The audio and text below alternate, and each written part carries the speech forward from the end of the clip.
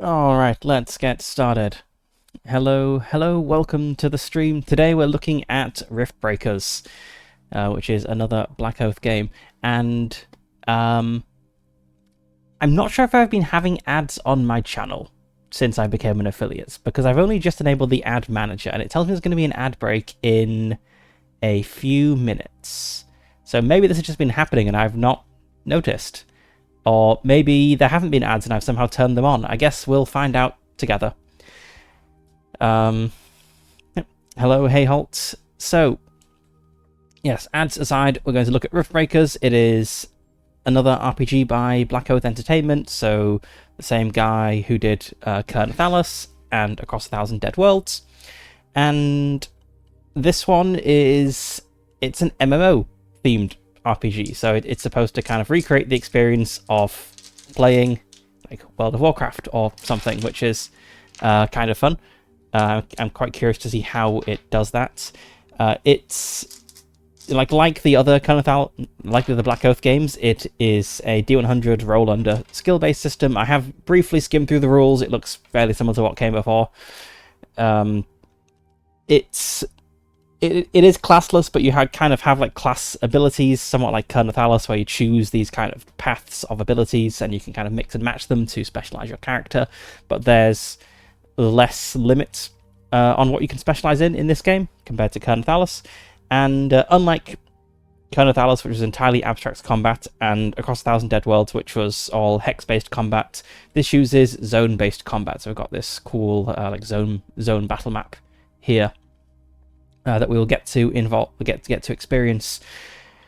I don't just have RIFTBREAKERS, I also have this expansion, the Iron Mist Forest. I've not looked at this at all yet, but I guess I will in the future if I play more RIFTBREAKERS, and hopefully I will play more RIFTBREAKERS, because it's kind of silly to buy a game and only ever play it once. So hopefully this will become a recurring feature. Because it's MMO themed, a kind of interesting aspect of the game is that the character creation is the tutorial level.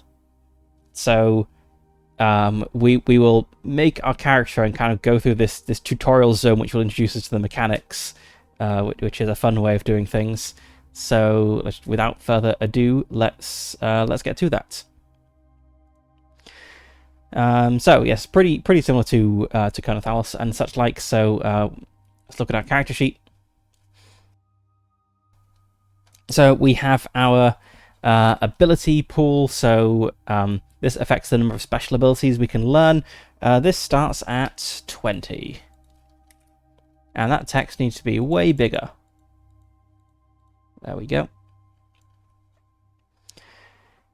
Abilities are, I think these are like the special abilities that we'll get from our ability trees. So we'll top out at 20. It does say we can increase this pool. We're not going to get to 20 in this tutorial session. Next we have ether, which are magic points. We start with a pool of 10. Health. Character's health is 2d6 plus 15. Okay.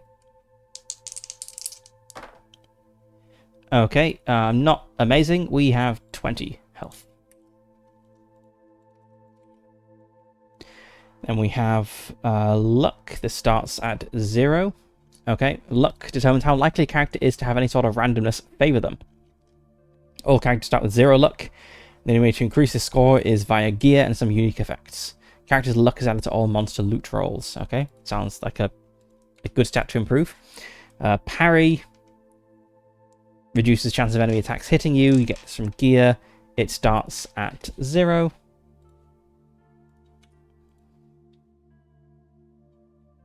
Aha, there's the ads. I also turned on the ad shout out from Seri, so yeah, I have no idea if ads have been happening in the previous streams. But let's press on. We have protection, so this comes from armor. This starts at 0 as well. Actually, while we have this ad break running, I'm going to see if I can look at my stream stats and see if I can determine whether ads ran previously.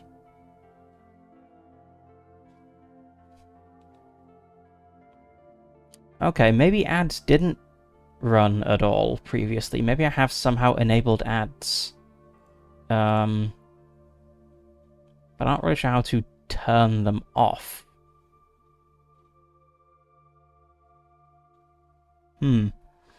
Yes, if I have turned on ads, I'm not sure what I did to turn them on, so I'll have to look at the documentation afterwards and see if there's a way to turn them off, or if it's just a thing that happens now that I'm an affiliate. But anyway, let's get back to things. So next we have our skills. So it's a percentage roll under system. So our skills start at 0, can go all the way up to 80, and some of these have starting values. So let's just, as you don't need to bother filling in the starting values. Okay, what skills have we got here? We have agility, alchemy, animal handling, armor smithing. These all look like fairly standard MMO skills. Got bladed weapons, bludgeoning weapons. I guess we have shafted weapons as well, if this is using the Kerneth Alice pattern. Yep, we have shafted weapons. Okay. So we have sensible looking skills. I'm curious about the kind of crafty based skills, like alchemy, which is used to make potions, and armor smithing, which is used to make gear. Because normally, normally in an MMO, like crafting is intricately tied in with like the player economy. Just in general, I'm interested to see how this makes it feel like an MMO. But let's see. So, okay, so we have our skills. Do we add points to these? I think we just add points in the tutorial that we'll get to. So nothing yet. All right, then we have weapon and armor proficiencies. So we do not start with any proficiencies, I guess. It doesn't say so. But if you're using something that you're not proficient in, you roll with disadvantage. And because this is a D100 system, it does disadvantage in a kind of interesting way. So we'll roll our D100 check. And then here I got a 94. If I had advantage, I'd read this as 49. So you flip the digits and read them in the whatever's the lower number if you have advantage, or whatever's the higher number if you have disadvantage, which is a neat way of doing it. And let's see, we have our hearts. So these are like our Kerneth Alice masteries, so our special special packs of abilities. And these things, let's just look at an example one. So here we have the Arcane Heart. It gives us some combat abilities and some non-combat abilities. The combat abilities, we fill these in on our character sheet over here in this ability loadout section. And you'll see we can have 12 of them, and there's a little D12 denoted here. But actually, this isn't really a D12 roll. So if we go look at the combat rules, which is on page 69, and very sadly this 69 is not a hyperlink. But if we go to page 69, it describes that we actually manage these abilities in terms of cards. So we don't have 12 things that we roll. This isn't a D12 table of things. This is a set of 12. This is a deck of 12 cards that we shuffle and draw from, and that's an important difference because we have a hand of 5 cards. And if you roll 5 D12s, you're pretty likely to get some duplicates in there. And the way it suggests to manage that is you just kind of skip over to the next one, but that's not ideal. So let's say we have like a mediocre ability in slot 1 and then a super cool ability in slot 2. And then we have other things for our other 12 abilities. Let's say we, so on the, like drawing the first card, we have a 1 in 12 chance of drawing anything, right? Let's say we roll a 1. So we draw our mediocre ability. This is no longer in the deck. So for drawing our second card, let's say we roll and we get another 1. What happens? Like if we get like a 2 to 12, it's all fine. We can draw that thing. But if we get a 1, what do we do? Well, it says you should just move on to the next thing in the list. But I don't think that's great because it means that the order of the cards in here matters because you're more likely to get runs. So on round 1, we have a 1 in 12 chance of getting each thing. But let's say we roll a 1, our mediocre ability goes away. That means on round, like drawing card number 2, we have a 1 in 12 chance of things 3 to 12, but then we have a 2 in 12 chance of getting the super cool ability. So this roll and bumps the next thing. It encourages drawing a streak of cards, which I don't think is the good way to do it. It's also a bit awkward because you can hold on to cards between rounds. So I've just got a deck of 12 cards. I have a ace to queen, and I'll just use this as my deck of cards. I think if if I play more Rift Breakers, which hopefully I will, I'll have to figure out something so I can like actually show the cards, because they don't really fit in the dice tray. The game does have cards. I've ordered them from DriveThruRPG. Sadly, they've not arrived yet. But yeah, I'll figure something out if this becomes a problem later on. Right. So that was that. Just a bit more about abilities and so on. So we can have up to 3 copies of each ability in our loadout. We can change our loadout once every 24 hours. So that's our 12 things. And some of them are denoted as prime abilities, which means you can only use it once per combat. Once you've used it, it turns into like a normal weapon strike. And then we have non-combat abilities that are always available and don't need to be put into your loadouts. So we have quite a few different things. We started with the Arcane Heart, which has combat abilities like Arcane Blast, which deals damage, Arcane Empowerment, which makes all damage you deal be considered arcane. So I guess that would tie into like enemy damage resistances and so on. We have Corrosive Missile, which let's see, so which is very close to the Arcane Blast. The Arcane Blast does D8 plus 2 damage. The Corrosive Missile does D10 damage. They both cost 4 ether. They're both standard actions, and you defend them against them with agility. But the difference is the Corrosive Missile has a slightly longer range, and it deals ongoing damage and reduces the target's protection. So actually the Corrosive Missile looks like a better ability here.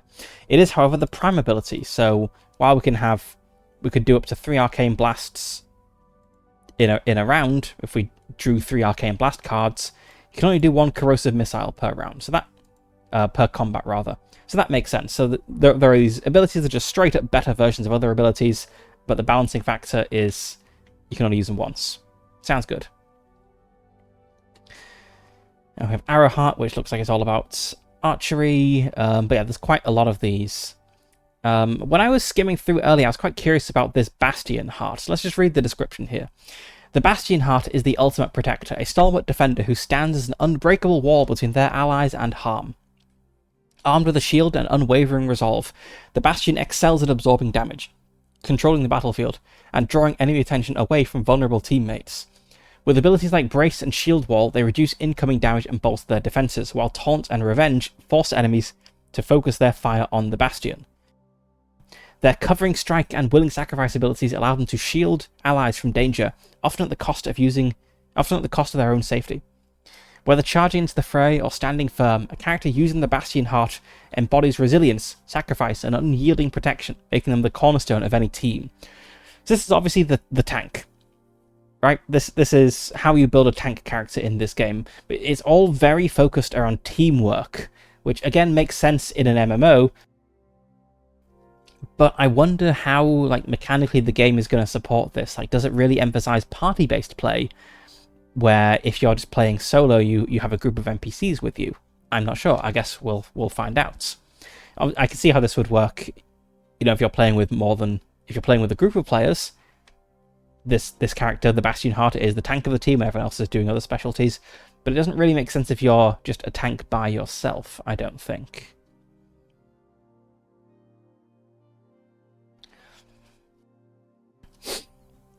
There's quite a lot of these. I also like the art style in this book. So if you just look at the cover page, it's very like generic fantasy, right? This could be basically anything. But then a lot of the interior art is using this, I don't want to call it like a comic book style, because it's not really comic book. It's definitely more stylized. It's all like black and white line art with like a single color picked for emphasis. So we have the skeletons where like the shadows are purple, or here we have a party of 3 entering a castle and the sky is blue. Here we've got like a floating island with the green trees. Here we have a guy with a sword where all the shadows are red. I think it's a nice style, and it contrasts a lot from like the very generic fantasy cover.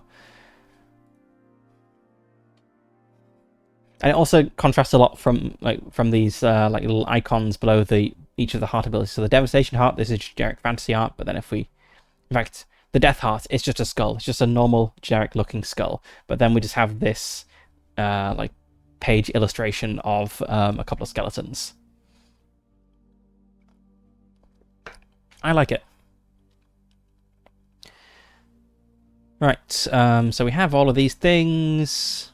There's a lot of them. We have the Shadow Heart. That's a Baldur's Gate 3 character. And yeah, the Time Heart is this kind of like monk-like guy, I guess. Like he can move so fast that he can... Let's see, what ability is that?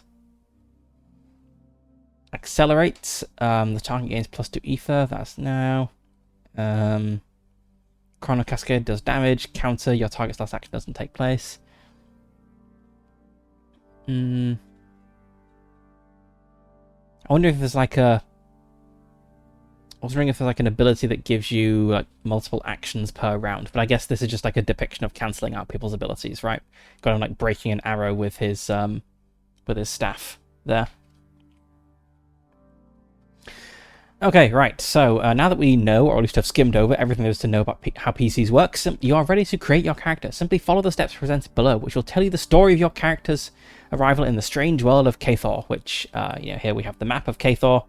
It's divided into a few different areas, so we have the Iron Mist Forest up here, which is the one I have an expansion for, which I've not looked at all beyond this title page. In fact, I want to check on the arts, because the cover page is very generic fantasy again, but does it have... Yes, it's got the same like neat interior art style, where it's all mostly black and white other than splashes of colour. I like it. Oh, nice, we've got some adventure sites in the forest. Yeah, I like this interior art style. I think it's really good. You know, the colour really draws the eye because everything else is black and white.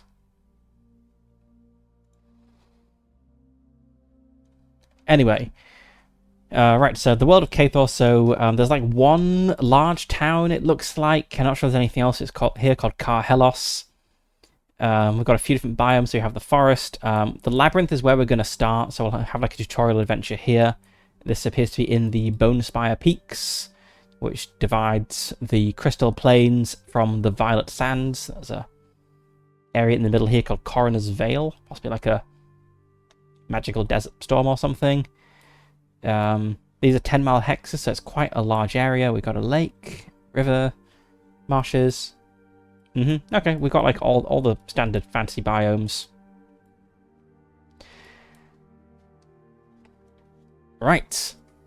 As you open your eyes, the bright light of what appears to be twin suns high above you blinds you momentarily. You look around and find yourself in an unfamiliar place. A small room about 5 square meters wide, with clean, simple stone walls that stretch up to an open ceiling, revealing a clear blue sky. As you take a closer look at the walls themselves, you realize that they aren't made of stone, but of a material that appears to be both metal and stone simultaneously. The same material paves the floor, and your muted steps resonate with an almost musical quality. A single corridor appears to be the one exit out of this room, but before you leave, you notice a mirror hanging on one of the corners. As you approach it, you take a better look at yourself. Right, choose one. Standard human appearance or unusual humanoid appearance, and there's tables you can roll on. Purely aesthetic, offers no advantages or disadvantages. Nice. Character creation. Okay, let's roll on the tables. Tables are fun, but I do... no, that's a lie. I was going to say I do normally play like human characters, but that's actually not true in MMOs. I normally play something weird in an MMO, whereas for like tabletops, I do normally play a human. Well, let's see, what do we got here? So our head. Do we have a space to write our appearance? I guess the character notes will... No, character description. Here we go.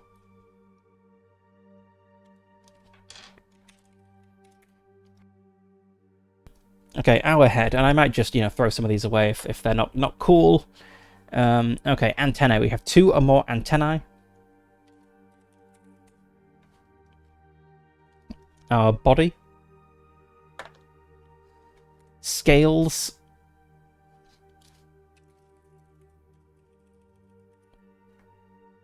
And alternate appearance, hair and skin color. 10, white. I like the antennae. I'm not really sure I like the scales. I think I'm going to go for... let's just get rid of the scales. Let's say I'm like really... I'm going to go for like tall and thin and pale. With 2 antennae that are I'm not really sure how I feel about the length of the antennae. Let's say the antennae kind of point automatically in the direction of sound.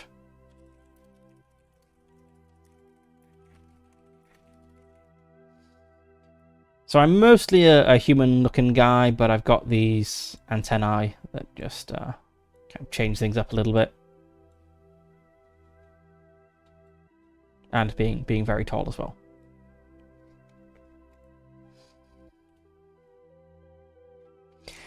Is this how you always look like? Is this really you? And furthermore, where exactly are you and why are you here? You stop to think for a moment and quickly realise that not only do you have no idea how you got here, you have no recollection of who you are, nor can you remember any details about yourself beyond your name. There is nothing about your past you can remember. So yes, it's the MMO tutorial. Also, I should point out here, characters, like play characters are actually called characters in this. I think the in-universe term is like strangers, I think. Yeah, strangers. So yes, it is the very kind of standard MMO setup of the characters come from somewhere else, and everyone just kind of like accepts these powerful strangers arriving and getting up to stuff. Okay, so we have our ability pool of 20, we have 10 ether, 20 health because I rolled for that, no luck. I've already filled in the parry and protection, but that's fine. And a name. Let's go to the good old fantasy name generators.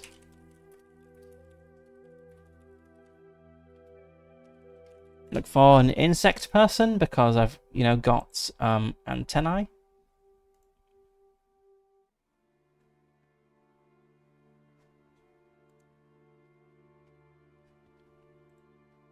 Maybe we'll go for like a elf name.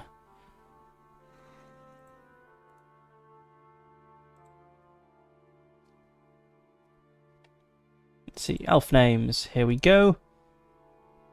Halamar. Let's go with that.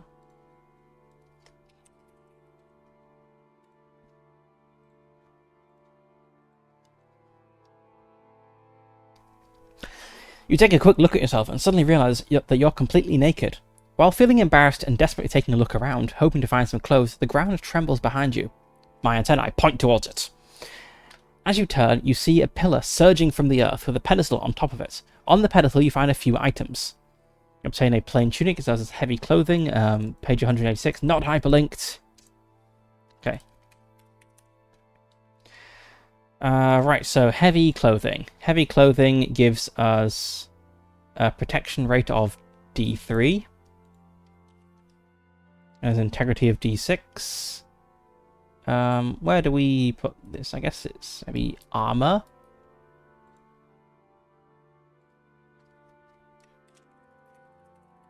Need to shrink this text a little bit.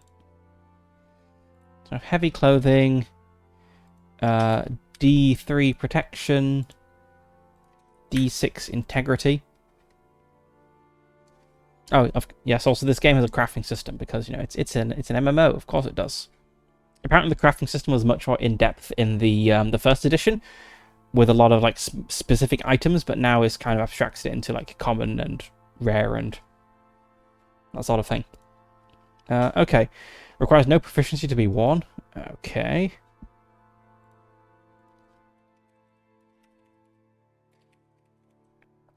Imagine being so unproficient you can't even wear a tunic. You just put it on like, what do I do?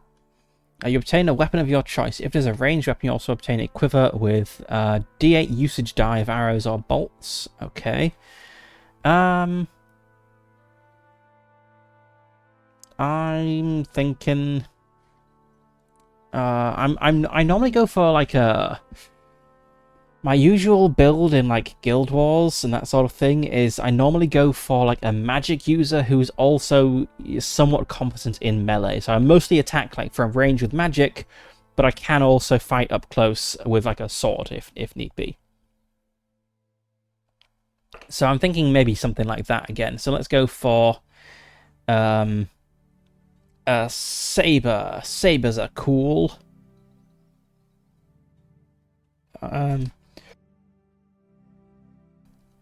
Okay, so looks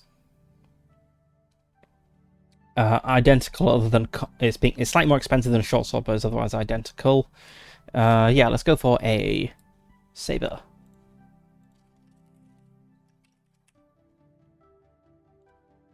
It uses the bladed skill. Damage is slashing, which is not going to fit in this box.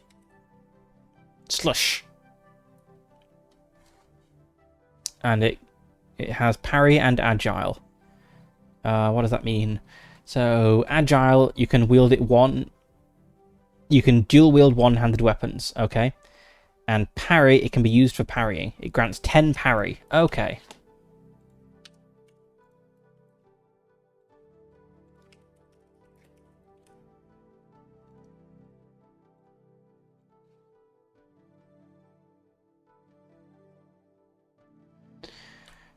Alright, okay. You obtain 2 potions of minor healing, page 203. Potion of minor healing recovers d6 health. Okay, so I have 2 of those. I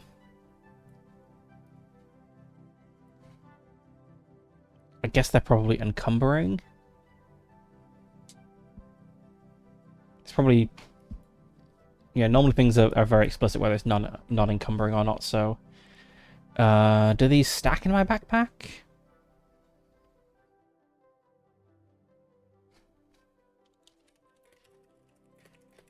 They normally do in MMOs. So potion of minor healing.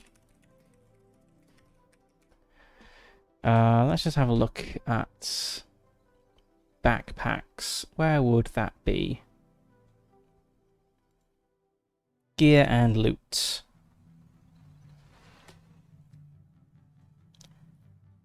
Okay, so non-encumbering things are tiny things that can fit in your palm. Paper, trinkets, as well as worn clothing and jewelry. Normal items take up 1 slot, heavy items take up 2 slots, light items you can have 10 per slot. That includes potions. Okay, cool. Right, so potions do stack. Not because this is an MO and everything stacks, but because potions are a light item.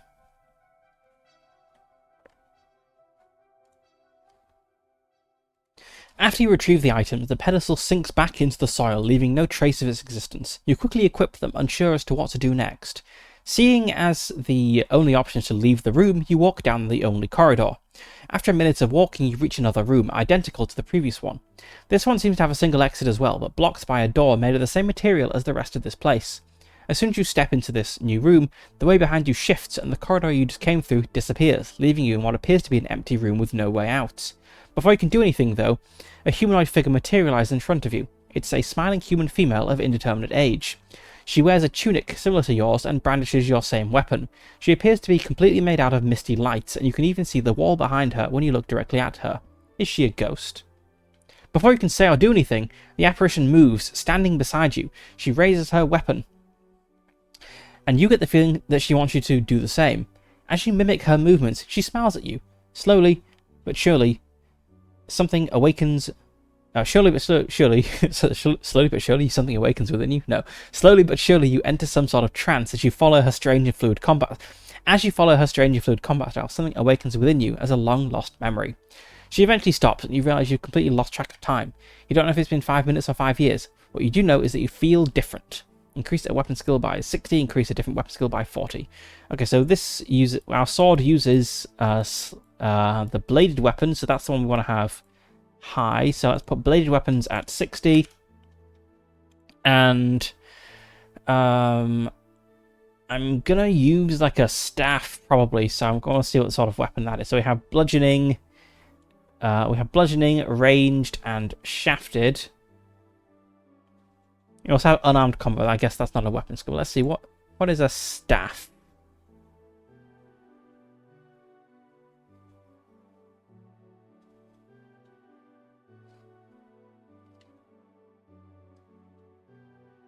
If that is even a thing you can use in melee. No, I guess... Ooh, I like that. That's a cool picture. Okay, maybe a staff is not a weapon then. Like, not a melee weapon, at least. Okay, what do I want to go for? It might make sense to go for, like, a ranged weapon. Because... but I think I'm generally using magic from range. Maybe I want, like, a second melee weapon that is also agile, so that I can, like, dual wield, like, a saber, which is a very sharp slashing weapon, and then, like, a blunter weapon to deal with enemies that are more vulnerable to, like, blunt damage.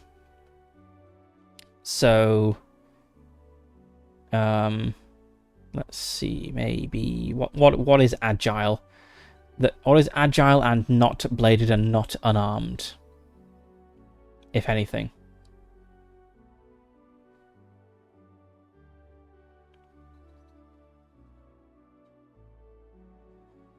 Okay, it looks like all of the agile weapons are bladed. Except for the claw, which is unarmed.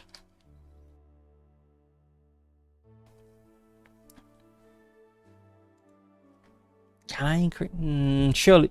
Yeah, I don't think unarmed combat counts, because it specifically says a weapon skill, and the weapon skills are all bladed weapons, bludgeoning weapons, ranged weapons, and shafted weapons. It doesn't say unarmed combat weapons.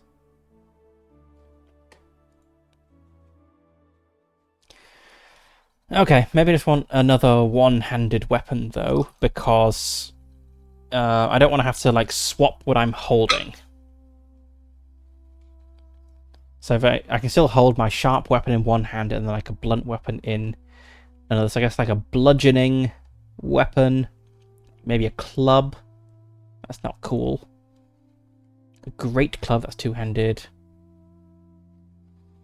A lance. No, that's two-handed. Let's see, are all the shafted weapons two-handed? I would imagine they are. No, a spear is versatile, so I guess you can swap. Trident is one-handed. You can parry with it.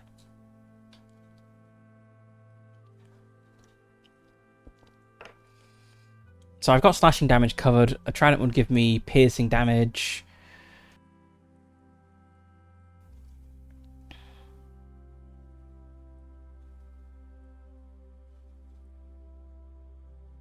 Now, I think let's go with the bludgeoning, because I can go for, like, clubs and maces. So, okay, so we increase bludgeoning by 40.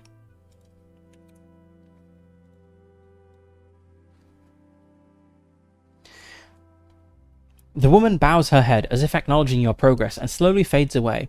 In that moment, the door locking the way forward slowly opens, allowing you to continue down the next hallway. A minute later, you find yourself in a larger room. Aside from its size and the fact that this one seems to be covered in bookshelves, it is identical to the previous one, and a door once again bars you from walking down the next corridor. The one behind you closes off as you enter the room, once again leaving you alone in a strange room. For a moment, you wait to see if a new ghostly figure will materialize itself, but nothing happens. With a mix of exasperation and boredom, I somehow lost my place at the page. With a mix of exasperation and boredom, yes, you decide to take a closer look at the shelves. They're completely packed with books of all sizes, but for some reason you cannot read the titles on the spines. Not because you don't understand the language, but because they appear to be fuzzy, blurry to your vision. You pick a few and open them, taking a closer look.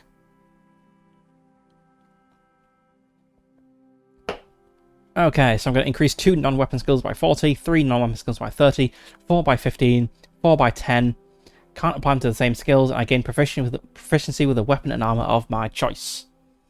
It's going to be a bunch of thinking, which is probably, you know, a good thing to do while the ad break happens, because I'll just be staring at things and maybe flipping through the skills while I consider. Okay, let's get the skill list up. I don't know what skills are going to be good. But maybe we can figure this out together. Okay, so I definitely want magic. Like, is there a magic ability? Anything good for magic? Literacy, I suppose, is probably important. Reasoning is for like solving puzzles, okay. Noticing things.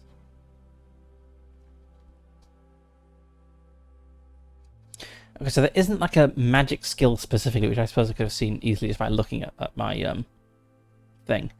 So no magic skill. I'm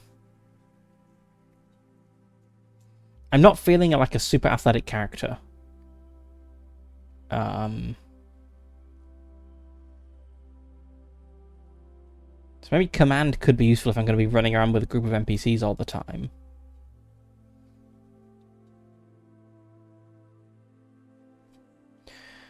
Okay, jewel crafting, the meticulous art of shaping and enchanting precious metals and gemstones into rings, amulets, and intricate trinkets. I do like crafting in MMOs. And rings and trinkets and amulets and things, those sound like they could be magical. So I'm inclined to put something in jewel crafting. Let's copy this over, and I'll cross things out as I do them. So let's see, what do I think is the most important thing to start good at?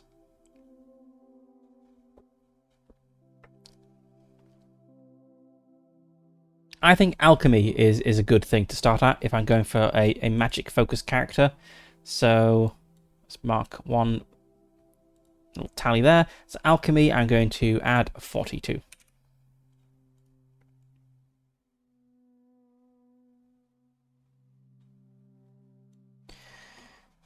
And for my other 40, I think in either perception or reason both sound very good. So perception refers to the character's ability to see, hear, or sense things. I've said I've got these antennae that always point in the direction of sound automatically, so that would fit. Reason, this skill represents the character's ability to make a correct guess or canny decision, as it can show awareness. For instance, does the character understand the meaning of the repeating glyphs they saw, or are they capable of finding a way out of their current situation?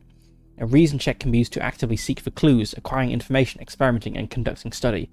It is important to avoid using the reason skill as an easy solution to puzzles and problems, though. Those are best left for the players to solve. I'm thinking perception, because it does fit with my antennae thing that I've got going on. So I'll add 40 to that. It starts at 20 though, so my perception is now 60. I am pretty perceptive.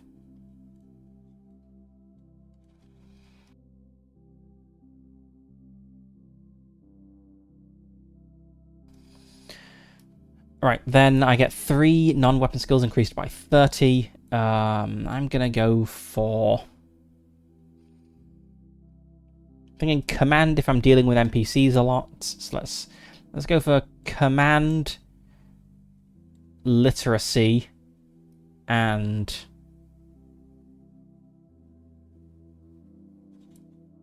jewel crafting? Yeah, let's go for that.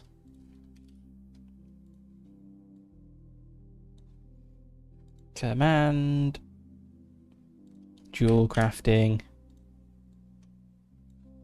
and literacy. So you see almost everything starts at 0. There's only a few skills that start above that. In the first edition, you also had attributes like strength, int, dex, whiz, con, cha, although I think some of them are called different things. And the skills all have starting values based on those. So it looks like those have been completely done away with. It's entirely skill-based now with no attributes whatsoever. Okay, so we have 4 that we increased by 15. Okay, I should probably put at least something in agility. Let's go for agility and athletics. I don't want to be completely inept.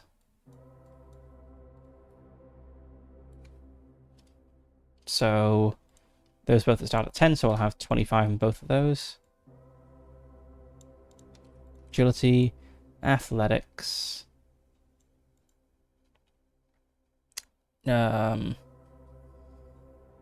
Insights. and maybe medicine? I'm not sure.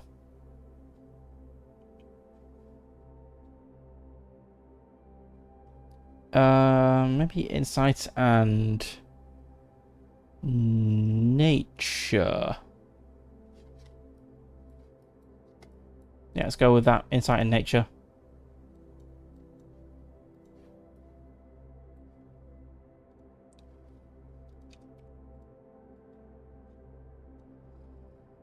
I'm sure, like with Carnathalis and with Across 1,000 Dead Worlds, there'll be points where I'm cursing myself like, oh, if only I'd gone, if only I really specs into sleight of hand or whatever. Now we have 4 skills increased by 10. Okay, what does endurance do? Is that important? It starts with something that suggests it's important. Determine whether you can stay awake all night, endure seasickness, ill-prepared food, strong drink, or even poison. Poison! Resisting poison, that's the big deal. Let's put 10 points in endurance. I think I want to put something into gathering, because if I want to do crafting, I should be able to gather things. So that was 2.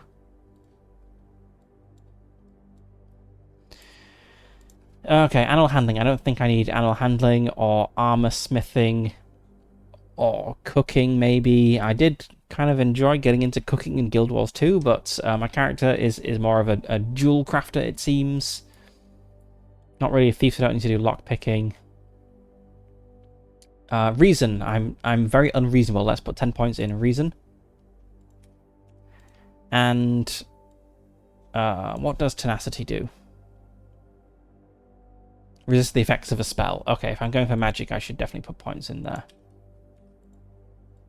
Maybe I want to swap things around a little bit, but that's all done.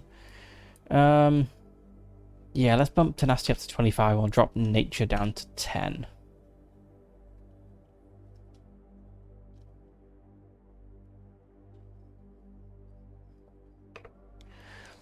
Okay. You gain proficiency with a weapon and armor of your choice. Proficiency is here, so I'm going to gain proficiency with a saber. I'm not sure how specific it is. Like, is it proficiency with saber or is it proficiency with that sort of weapon? But then for armor, let's find the armor. That's all monster loot. Magic items, common gear and services.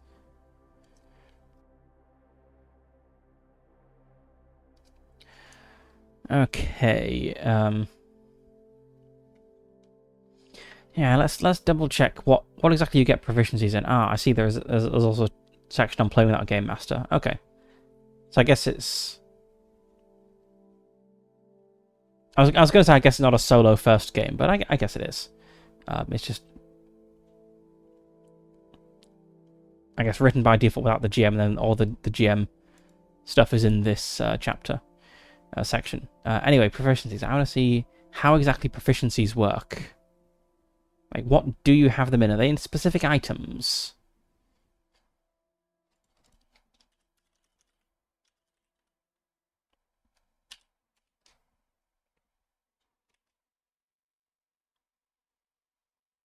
Okay, so this one grants proficiency in a random armor roll in the random armor table. Okay, yeah, I guess it is specific items you have proficiency in. Okay, let's see. So I've got proficiency in a weapon proficiency in a saber, but then what about an armor?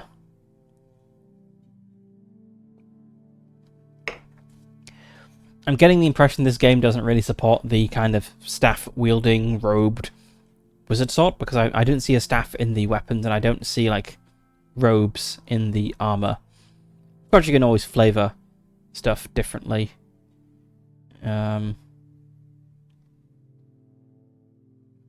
Let's go for. Let's see. What are their. What are they good for?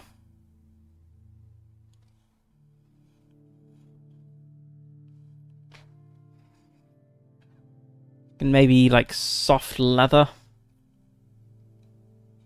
I have proficiency in maybe even hard leather. I think soft leather feels more wizardy. So I have a proficiency in the saber and in soft leather armor.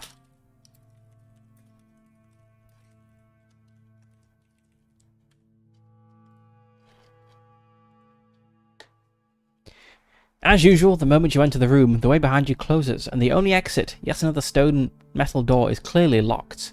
In front of you, 4 small pillars slowly rise from the floor, and on top of each of them rests a small triangular prism the size of an apple. Each prism has a different colour: red, blue, white, and black. Somehow, you know that they contain power, a power that is being offered to you. Even more surprisingly, you know what they are: crystallized hearts. Choose 2 crystallized hearts from these options: Arcane, Might, Restoration, and Shadow. Well, obviously Arcane.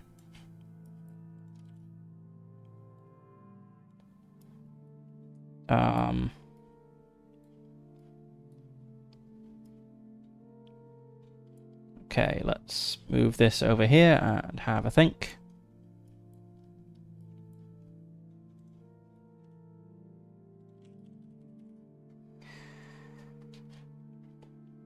Once you have made your choices, the 4 pillars quickly disappear, too fast for you to even consider taking a third heart. But before you can regret being so slow, a new pillar appears in front of you, this one with a small black box atop it.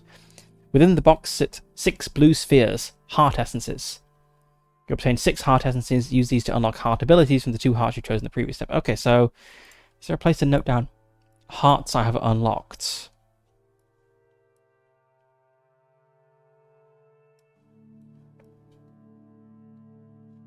I don't see a place to note down hearts. I guess I'll put it in character notes.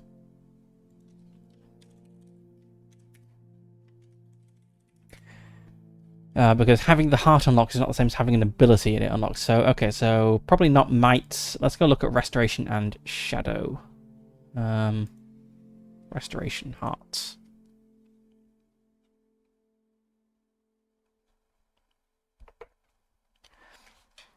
Those wielding the power of a restoration heart are often a beacon of hope and healing, dedicated to preserving life, bolstering allies with the power of holy energies. Okay, so healing magic, that sort of thing. I'm not sure about this. This is like the cleric-y type. Normally they're fairly different to wizards. What about the shadow hearts? This is like Fifi stuff.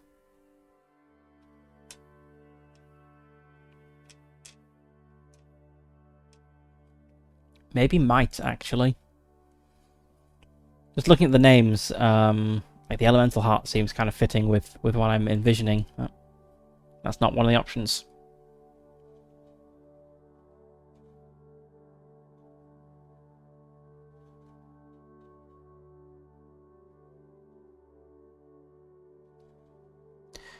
Okay, maybe I'll go for might. So I'm kind of going for like a kind of spell sword type character, I guess. I have 6 abilities to unlock.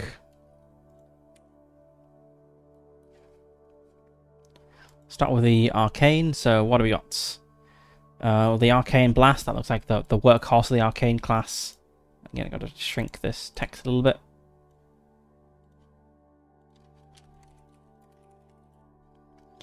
So this costs 4. Is a standard action. It has a range of 0 to 2. The defense is agility. This is something... Actually, I don't really need to write this down. I can just, just like copy it in, right? I don't need this whole heart ability sheet at all. Let's just get rid of this sheet and I'll just have a list. Oh. Ungroup the things. Let's group unlock these.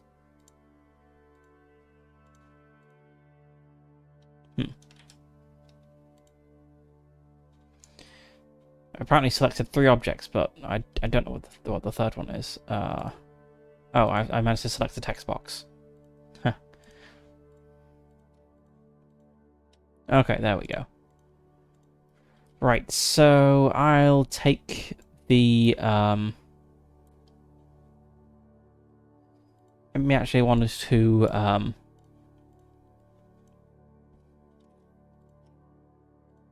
put this over here, and then I'll put these over here because then they'll be next to my ability loadout thing. Yeah, this is something that will be a little bit easy if I had the cards.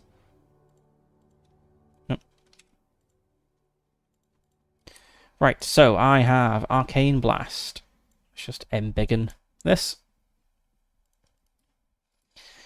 I'll also take, let's see, Arcane Empowerment for the remainder of combat. All damage deals considered arcane. That could be useful and is increased by 1. I think I want the Corrosive Missile, because it is just a straight up better Arcane Blast, but the cost is that you can only use it once. And I've got 6 abilities, maybe we'll take 3 from each heart. That would seem pretty good. Parrying, sorry, the shield, I think that's good if I'm also doing might-based attacks. So kind of getting a vision of maybe I like, you know, because we have the zone map and we start in zone 1 and enemies start in zone 4. I like lob magical powers at the enemies while they close the distance. Then once they're closed, I'll cast my shield ability and like rush in.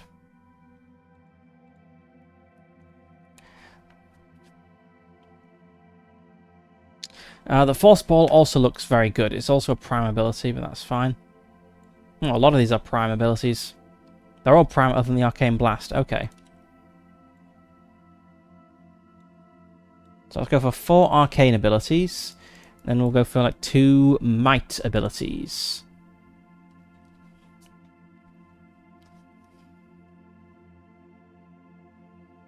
So Battlefield Presence. At the start of your turn, you deal 1 psychic damage to all opponents within range. It's range 0, so that's all enemies in my space. Your opponent's combat skill is reduced by -10. These effects last until the end of combat. Okay, I want that. So it's the strategy I'm imagining now is that I stand back in like zone 4, lobbing balls of arcane force at enemies. When they're about to close, I bring up this shield magic, and then they run up to me. I use my Battlefield Presence to give them damage every round and just beat them up with my weapon at that point.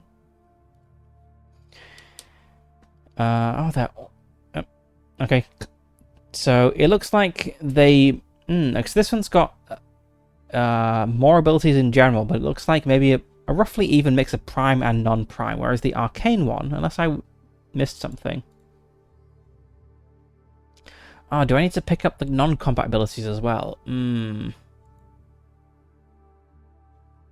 I guess I might want to pick these up.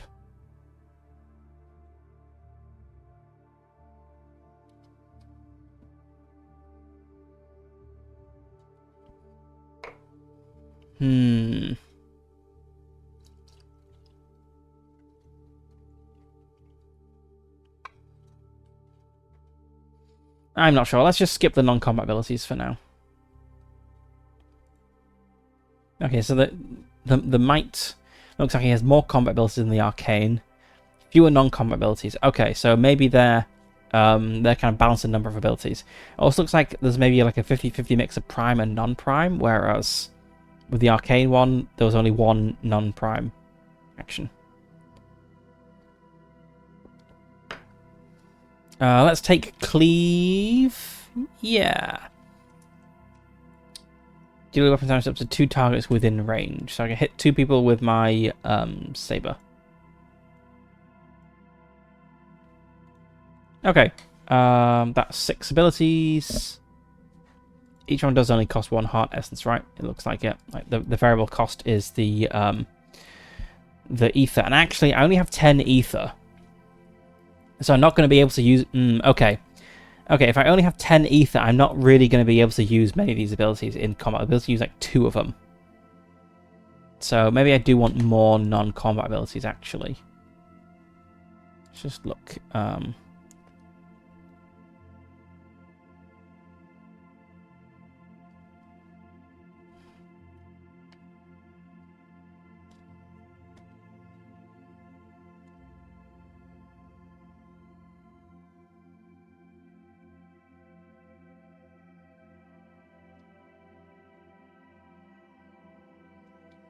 Yeah, maybe I do want these, because these don't cost ether, apparently.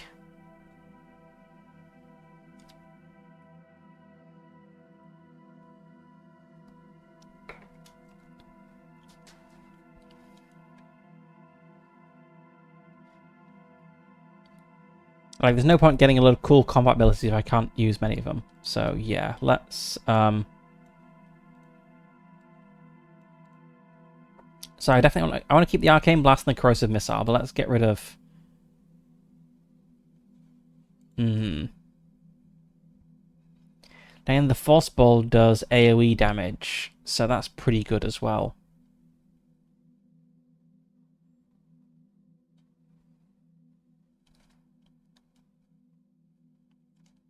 Let's get rid of it.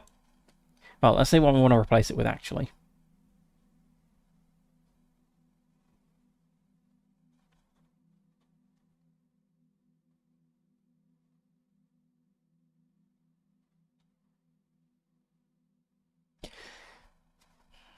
I'm not sure that these are going to be useful in our demo, though, actually. Let's take a Portal. Why not? Portal's a cool ability.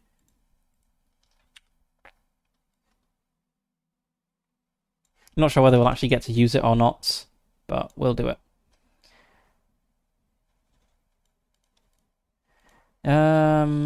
Get rid of shield. Maybe go for create light. Creating light is always useful.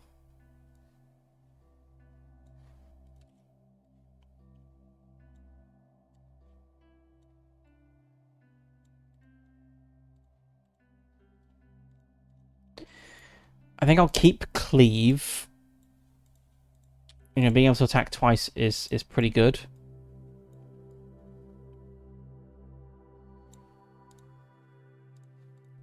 Then maybe I'd also go for Featherfall.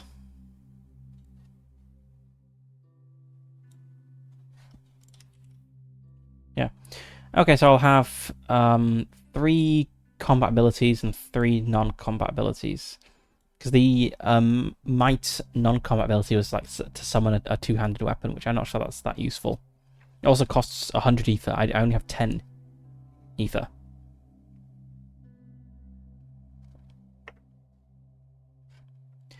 Okay. Right, we got that then.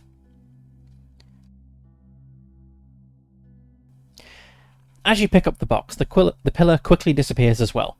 With the crystallized hearts and heart essences in your possession, you do the only sensible thing. You absorb them. Unsure as to why you did, and even how, the thought quickly disappears as you feel a rush of power coursing through your body and soul. New knowledge floods your mind, and you're aware of your new abilities, their purpose, and their function. You feel as if something that was once yours has been returned to you, and it feels fantastic. At the same time, new knowledge has awakened within you, concepts such as skills and ether, and how they relate to your newly awakened powers, are now a part of you, feeling as if you just remembered everything about their nature and importance. You suddenly realize that the fact that you know about this place... You suddenly also realize the fact that you know this place has a vast alien mind of its own. You feel it guiding you. It wants you stronger, ready to fight what comes ahead. Full of determination, you continue moving forward, walking down the only corridor accessible to you.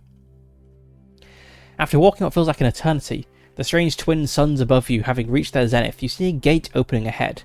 The enormous arch marking the threshold towers above you, and beyond you can see what appears to be a large courtyard. Pick an achievement path. Your story continues on through twisting paths. So this is through twisting paths. Let's have a look at the achievement paths.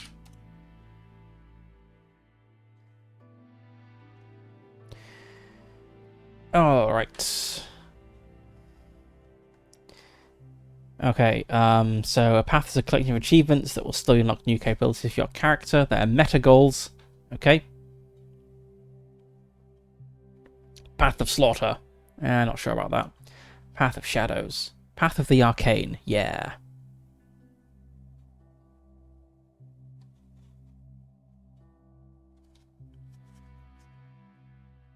Again, progression. Every time we roll doubles, we check the skill for improvements.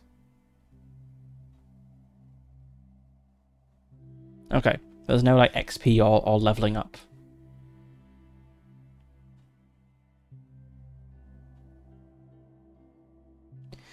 You may only track your progress on a single achievement from your chosen path at a time. Okay.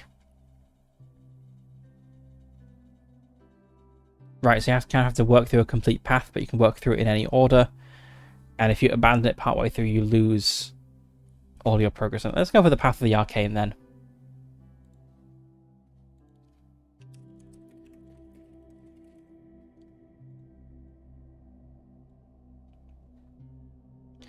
And I guess the achievement we'll pick is...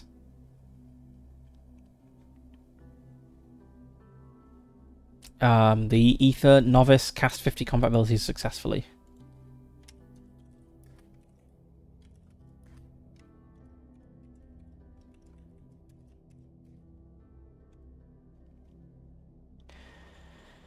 Okay.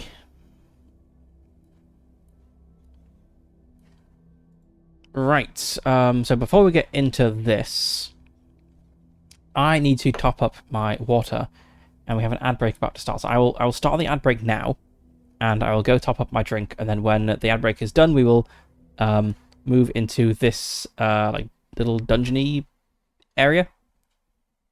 Let's just copy the map in, actually.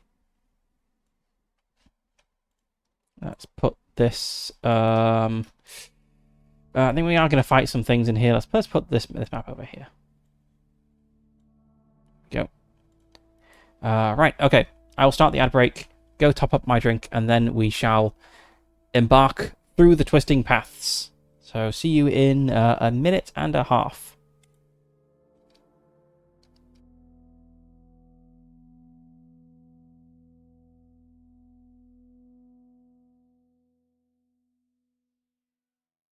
And my BRB thing is not working. Why is that not working? Let's just bring that up manually. There we go. Oh. Huh. Okay, now it's working. Fine. Okay, I'll be right back.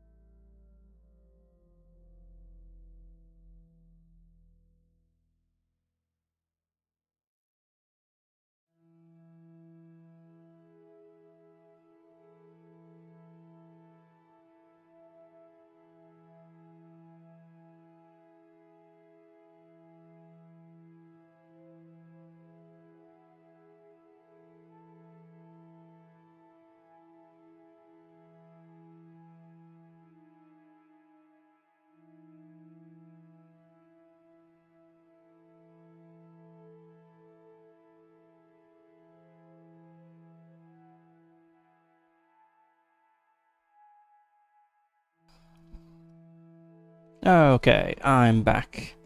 Right. So, through twisting paths, we have made our basic character.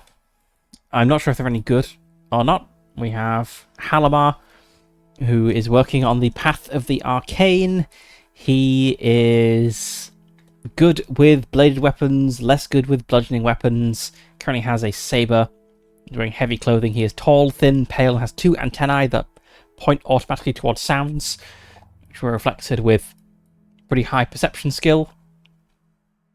And I'm thinking this character is going to be someone who is kind of crafty and magical, so I put some points in jewel crafting, for instance.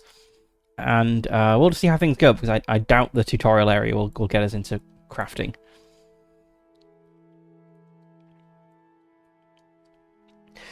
The many shifting contours of the labyrinth welcome strangers to Cathor.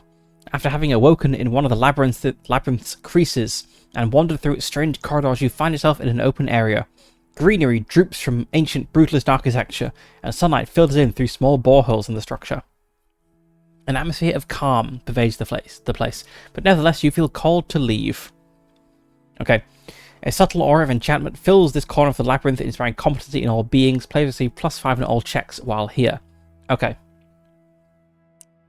And we can't leave. We can't return once we leave, so you can't, like, have some crafting to do and then come back here to get the +5 bonus. It's just for the tutorial area.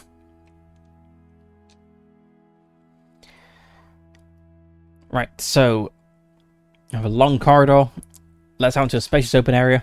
Though you are still enclosed by the labyrinth's cyclopean structure, there is room here to breathe. You stand in a massive stone courtyard, its perimeter ringed with 100-meter-high walls and crumbling marble columns. Lichens and mosses, weeds and small saplings grow from creases in the floor's worked stone, and signs of humanoid passage mar the otherwise pristine beauty of the space. Hundreds of wayfarers, for reasons unknown, left behind graffiti in a glowing chalk scrawl on every exposed surface. Something happened to me, the messages say. I have been taken from my home. At least where the strangers you are facing, you're not facing it alone. A path leads into a ruined building, and ahead its roof bulbous and hunched like an ancient cathedral. A single piece of glowing chalk lies on the ground. No matter how much you write with it, it never diminishes. You only maintain 10 messages at a time. Okay, what do I want to write? In my glowing chalk.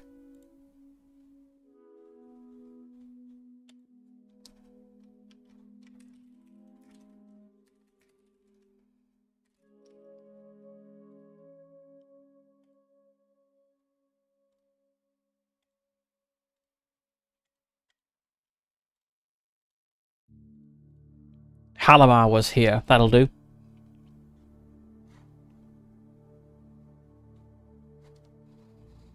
I'll keep that chalk in my pocket. It doesn't say I can't. I'm sure it's an unencumbering item because it's, you know, it's tiny. Alright, let's just make a note here.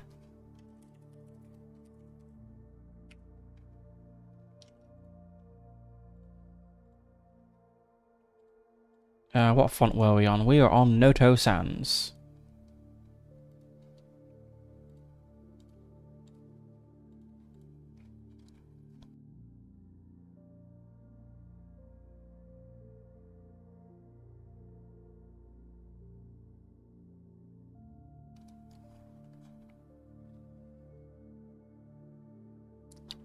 I thought we had to fight something in the labyrinth to get out, like an actual combat tutorial. Because I watched Hime's playthrough with Vice Captain. Or at least I watched like the first couple of videos because there's a bunch of them. And I thought they had to fight, but maybe I'm misremembering. Hime also did a playthrough of the first edition, so that might be what I remember. Let's just have a quick look and skim through the character creation to make sure I didn't somehow turn 2 pages and miss a room or something.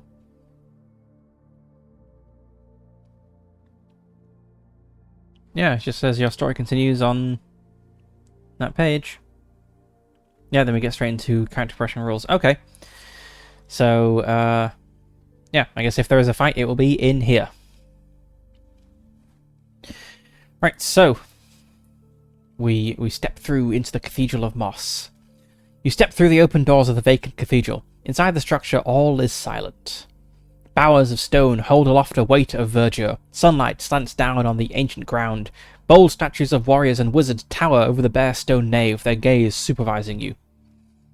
The western half of the room has been swallowed up in moss. In the back, a door behind the lectern opens onto a circular staircase, winding down into the dark. If I had known I was being supervised by gays, I'd have played this last month. Statues are imperious and forbidding. They bear no inscription, but you feel it is unwise to touch them. Okay.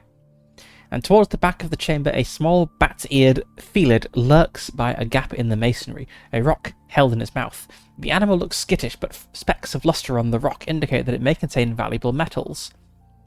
Any player may attempt an animal handling check or a hard ranged weapon check to get the stone from the foxcat. On a success, the stone is dropped and can be harvested without a pickaxe for 1 common ore. On a failure, the foxcat wriggles through the gap in the masonry in an instant, vanishing from sight. Well, obviously I'm going to try to befriend the timid foxcats.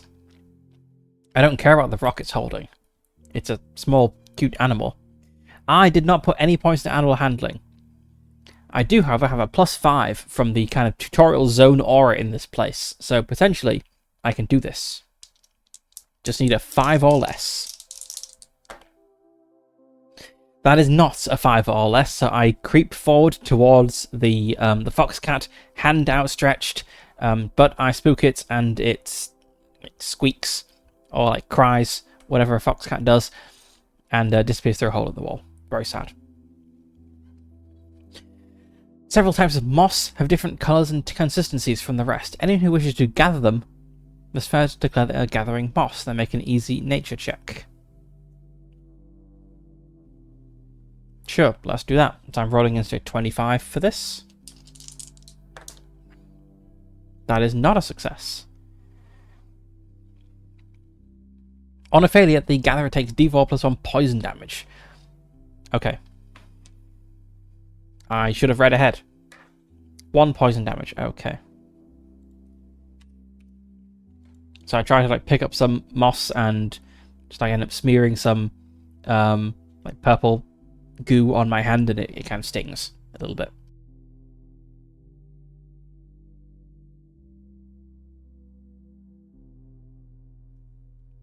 And there's also a single unburnt torch ready to be claimed by anyone. I can magically summon light. How long does that last for? Yeah, I don't need a torch. Unless the torch illuminates more than 10 meters. Let's check the gear list.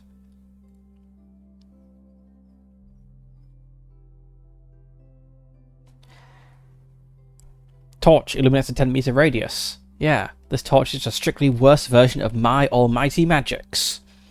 So so Halamar sees the torch, just like smirks a little, and then like snaps his fingers, and a glowing ball of light appears, in like shoulder height next to him.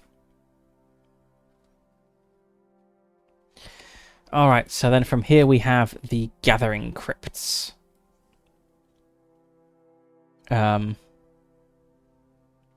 I see. I interpreted this the wrong way around. I saw a spiral staircase here and thought, oh, I came from this place. But no. So I've come from the right. I moved into this courtyard of beginnings. Yes, the description now makes sense. So there's chalk and pillars and statues and stuff. There's this big vaulted ceiling building over here. I enter this cathedral full of moss, then I go down into this little dungeon area. Claustrophobic stone halls run a seemingly impossible distance, twisting and turning through the dark. Stone coffins lie on either side of the path, each inscribed with a name. Most of the coffins are open. You see neither bodies nor bones. After a long while at the end of the halls, stairs lead up to the sound of rushing water. I can see in the dark here because I have my magic lights with me. And let's see, traps. Though marked with easy to discern raised pressure plates, there are several scythe and rockfall traps along the passageway. Okay. Each character passing through these areas must make an easy perception check to avoid them. On a failure, roll d6. On even result, it's slashing damage, and on result, it's bludgeoning damage. Okay. And an enormous weight of masonry has fallen in at a bend in the halls. And rummage through to find ore. Okay. Also pry open stone coffins. Requires an impossible athletics check. I'm not going to manage that. Then my athletics is like a 25 or something. Yeah, my athletics is 25, so that becomes a 30 with the bonus here. But then it's a minus 30 from the difficulty, so I have a 0 chance of opening the sarcophagi.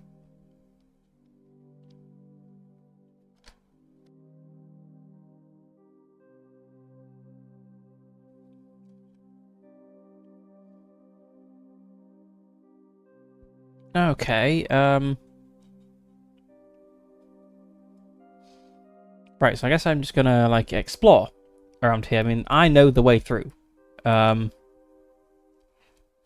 one of the things this game does is, like, procedural, not exactly dungeon, like procedural adventure sites called rifts. The game is RIFTBREAKERS, and you go into rifts, which are procedurally generated. Whereas here, because it's like a tutorial area, we have it mapped out in advance, so we know the optimal route through. So I'm going to just kind of roll to see where I go at each intersection.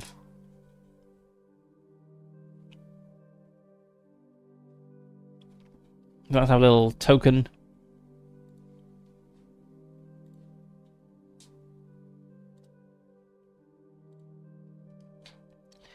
And I guess the sarcophagi,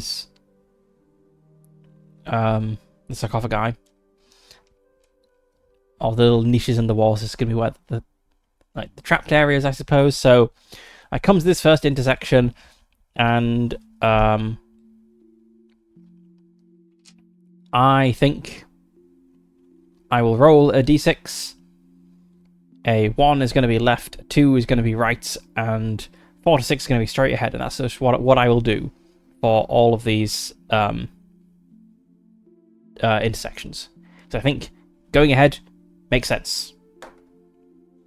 Okay. So I go ahead, passing through this corridor with some closed sarcophagi on either side. I have a look, and it doesn't look like I can really open them. They're crackling with arcane force, I believe it says. Yes, they are banded shut with magical force. So I maybe like give one a look and think I'm not a good enough wizard yet to do that, and move along. But I must make an easy perception check to avoid the traps. I'm not sure how often I should check these traps.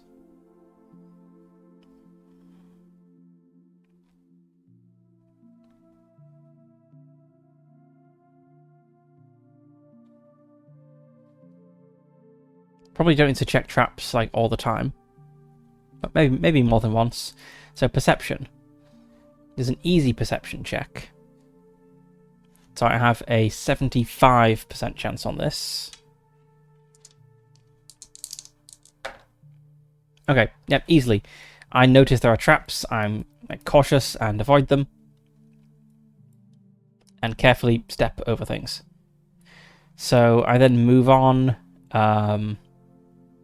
I guess I'll just continue straight. I'll maybe roll for traps like 3 times as I go through, just because it is a fair distance and they are scattered around.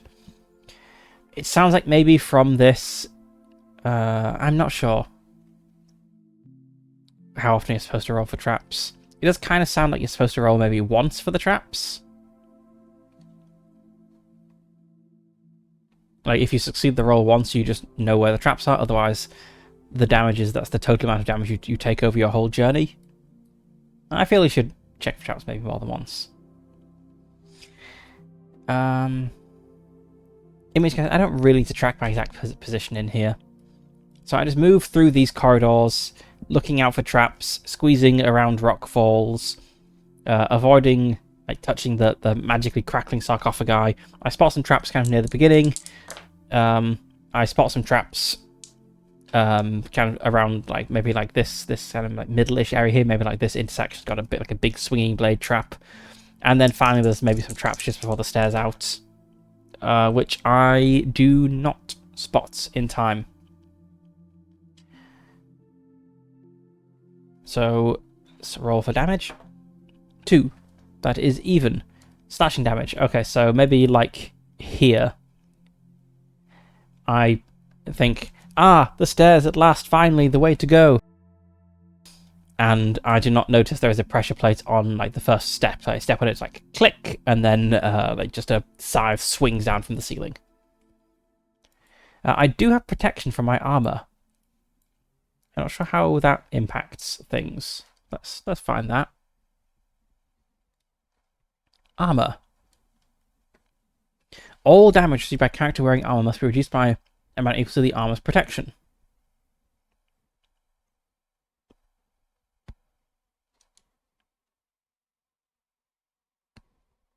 Okay, so I need to, because this heavy clothing has a protection of D3, I roll a D3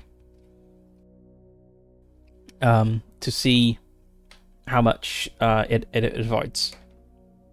So that is a 3 on the D3. So actually I avoid all the damage. It just kind of like slaps into me, and maybe it's like a bit rusty or not moving very fast, but it kind of bounces off my heavy clothing. And then we have integrity, which says you roll after a fight.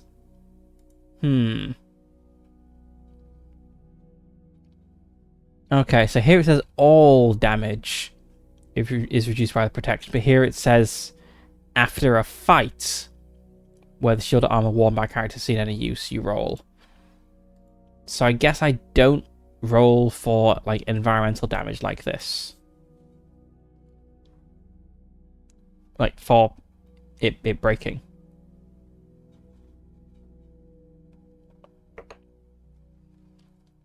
Maybe. Let's go with that. So, okay, I do get hit by a trap, but thankfully it does not do like much, and I'm able to proceed up this stairway, I think. Up. Or maybe down. Yeah, I guess this is down. Because it must come out at the base of these falls. I've got this like long path here that we follow along. It could be up. It's hard to say. Anyway, we go along a stairway, and you have emerged behind the curtain of a fierce waterfall. Its water thunders down in a cold white veil. A slick stone path skirts the spray, leading to a meadow on the other side. Up ahead, a scattering of thatched roof stone houses sticks out of the tall meadow grass. Off to the side, a squat stone building with a wide chimney is partially hidden by the grasses. In the near distance, protrusions of dirt stick up out of the meadow grass like stalagmites. Okay, interesting. The stone path is slippery, requiring an easy agility roll to avoid tipping off the side into the falling water. The fall is short, but the roar of water above forces you under the drowning condition. Okay. I guess am I still in the plus 5% skill area here?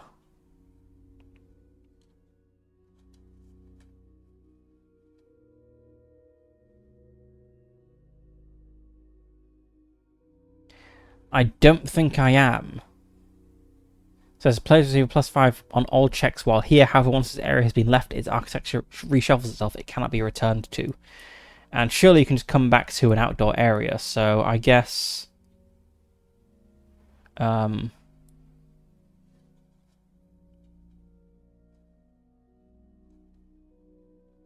yeah, I think now that I'm outside, I no longer have this plus 5%. Maybe. Let's go with that. So, I just have a plus 10 on this rather than a plus 15 if I don't have the bonus. So my agility is not amazing. I'm very unagile, in fact. So I'm rolling against a 35, or I fall into a waterfall plunge pool. That is a 91. Okay, so I fall into the plunge pool. The roar of water from above forces you under, applying the drowning condition until you can pass an easy athletics check to wade into the shallows. Okay, drowning. What does drowning do? Let's see, conditions. It would be amazing if I, died as soon as I set foot out of the tutorial area. That would be very funny. Okay, drowning. Characters can hold their breath a number of rounds equal to their endurance divided by 10. Character who cannot breathe immediately begins losing 1 health per round until death. My endurance is 20, so I can hold my breath for 2 rounds. Oh, characters may suffer from this condition out of combat being able to hold their breath for 2 minutes. I guess I'm attempting this every round. Yes, I guess I am in the rounds mode. Okay, right, so easy, another easy athletics check to wade into the shallows. Oh, my athletics is so bad, I might actually die. It's unlikely, but it's possible. Okay, round 1, fail. Round 2, fail. I am now at the point of losing health. Round 3, lose 1 health. Round 4, lose 1 health. Round 5, lose 1 health. I'm just like struggling, being pinned underwater by the fall. Round 6, 2. Okay.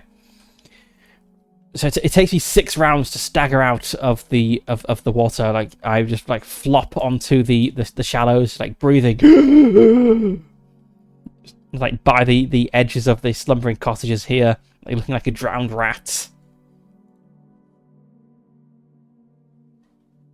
Okay, backpack. Oh, I guess I don't have a backpack then. Ooh, have I put anything in there? Yeah, I've got these 2 potions, but I don't have any backpacks. I don't have a backpack. Where are they if they're not in my backpack?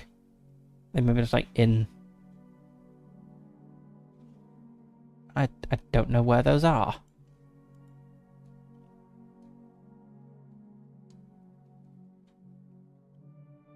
Huh. Let's have a look. So creating your character. You need to receive 2 potions of minor healing, but I don't have a backpack. So I guess I'm just holding them in my offhand, because I've got a saber in my main hand.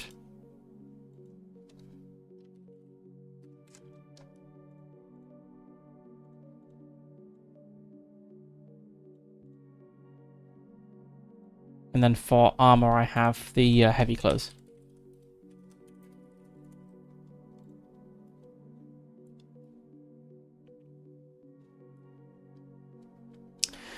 Yeah, okay, so there is a backpack with a family of foxcats living inside. Oh, I don't want to displace the foxcats.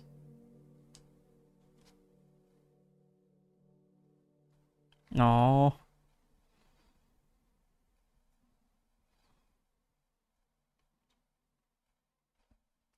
It's a rough world. The foxcats can find somewhere else to live. I'll gently shoo them out of the backpack and put it on and place my potions of healing inside. I'm actually going to chug one of my potions of healing. So I'll get that D6 back. 5. Nice. Let's have 1 potion of minor healing.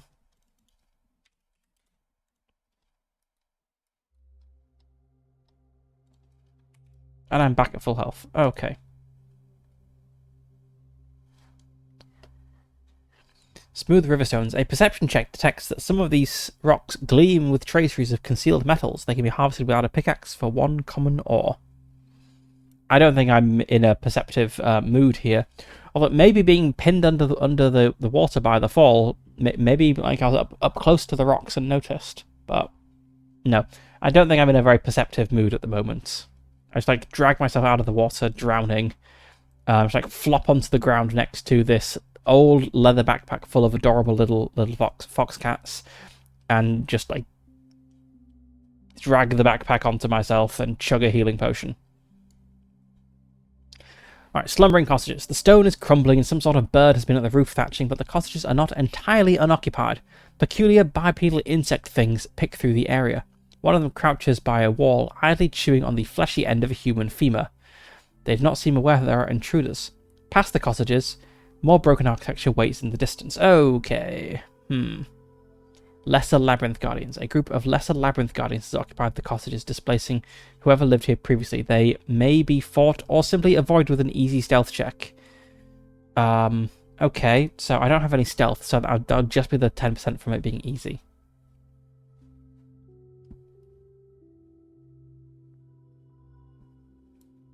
Oh, 25A. That was the same icon for the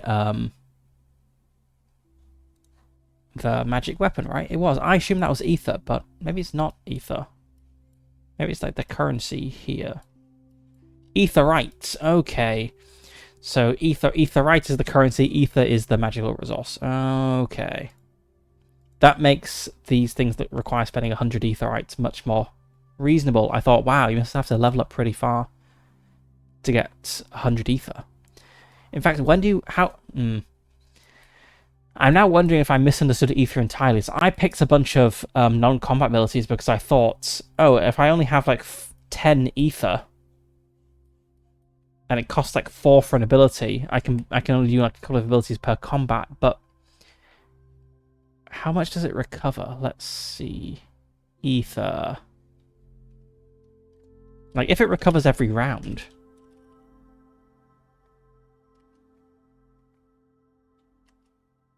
Ether replenishes at the start of each round. Okay, right. Let's change this up then. I'm not going to have Featherfall and Portal. I will keep Create Light because I've used it. But I'll take more combat abilities for the Arcane Heart. So I've got the Arcane Blast, got the Corrosive Missile. Let's go for the Force Ball.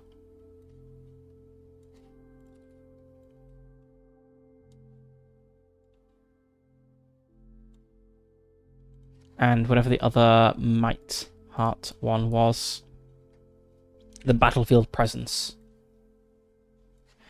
Okay, that's much more reasonable if it recovers every round.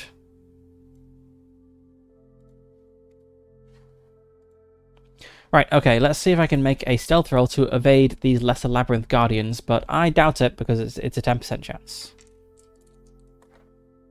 Yeah, I'm doing really well at rolling high, which is the opposite way around to what you want in this system. Okay, it says a group. How many is a group? Anyway, let's get the monster stats up. Lesser Labyrinth Guardian. I think that is 1 per character.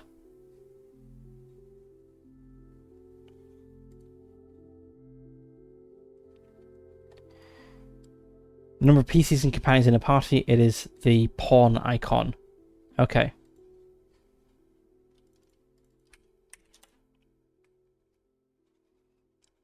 Man, there's a lot of ads happening. I do wonder if this has just been silently happening without me noticing since I became an affiliate. Okay. Set this up and I will stretch my legs while the ads happen. I suppose it is a good way to encourage me to take more breaks, maybe. Right, Lesser Labyrinth Guardians, there is one of them. I don't really have a token for this. Let's go for Lesser Labyrinth Guardian. And over here I have Halamar. Let's just copy its... I don't really need to copy its whole stat block in because it's... Okay, what does a... All the numbers kind of make sense. What is a melee? I think means it needs to physically attack me. What about Stalker?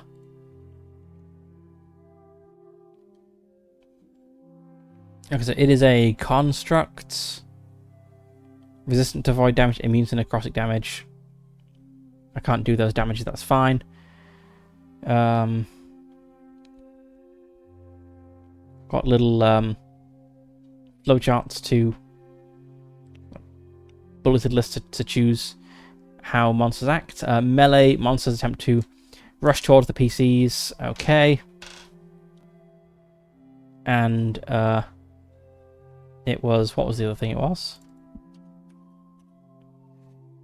Stalker.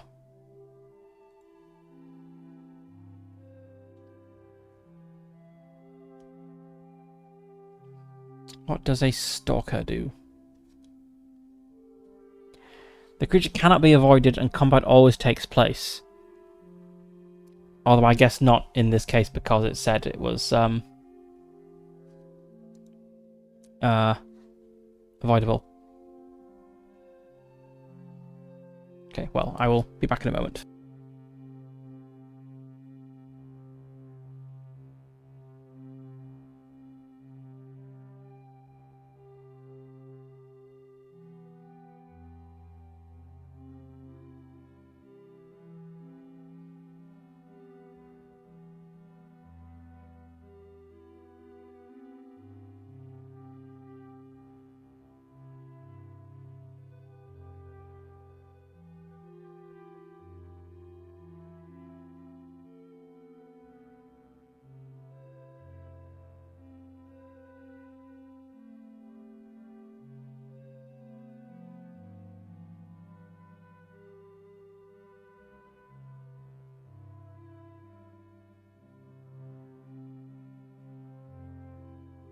Right, okay.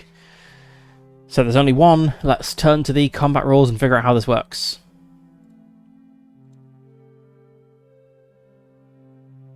No, I really love this art style. The black and white with the single color emphasis. Okay. Combat is for the most part optional, except in this case.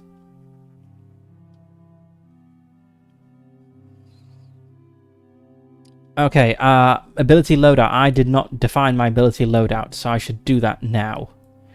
So I can have up to 3 copies of each ability. So let's go for 3, 6, 9. I can't quite have 3 of everything. I guess I want lots of arcane blasts and lots of cleaves.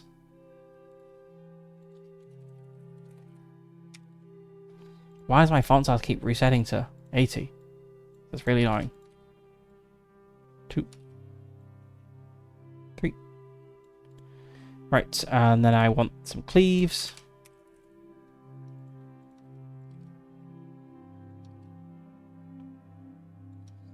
Okay, then honestly the force ball is not amazing because it is good for dealing AoE splash damage.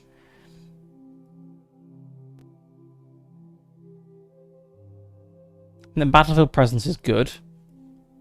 Let's get 2 of those. I can only use it once because it's a prime ability, but this will, make it a little bit more likely to show up when I need it.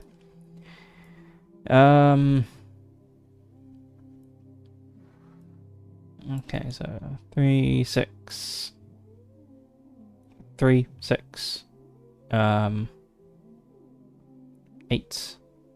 9, 10, 11, 12. Sure, let's go for 2 corrosive missiles and 2 force balls.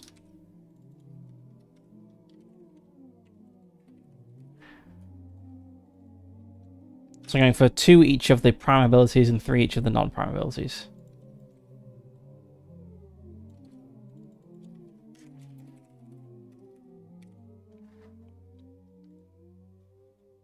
What on earth is this background music? This is Generation Lost by Witch Boss. Let's put it on something a little bit...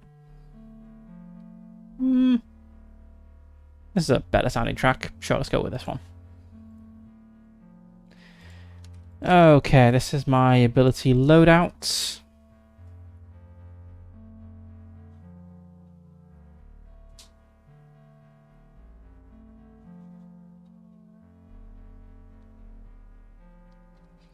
Yes, for those disliking the idea of having to roll on a table and write down their hand every round, we offer complete optional ability decks via RPG. These allow you to make a custom deck and play without the need of rolling on the loadout table. Alternatively, players can choose to use a regular poker deck and use the first 12 cards to represent the loadout. So that's what I'm doing. I've got my normal regular cards here, but I do have the special cards ordered from RPG. They got printed and shipped very quickly, which is it's pretty good for RPG. Sometimes you're waiting for things to be printed for like a week or more, but they have been stuck for like a week now in Kansas, I think, because for some reason they don't have like a card printing facility in the UK or Europe, so it has to be shipped from the US, and it's just been like stuck in like USPS stuff for a week. So I ordered one day, and they like printed. Like 1 or 2 days later, USPS like picked it up, took it to a facility, and that's it for the last week. So hopefully that will move again sometime soon. So anyway, I've got my cards; they're all shuffled.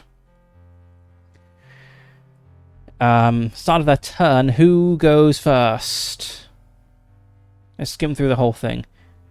Oh, of course, yes, it's all player-facing roles. Yes, so yeah. Wait, no. Hang on. Turns and rounds. Yep. Combat in a grid. Initiative. Okay, here we go. Right, opposed perception check. Okay, my perception is 60. Its perception is... Where's the stat block?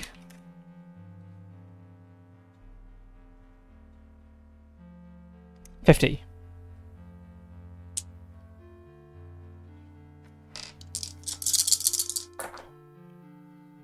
Okay, it crushed that perception roll. So enemy's going to go first.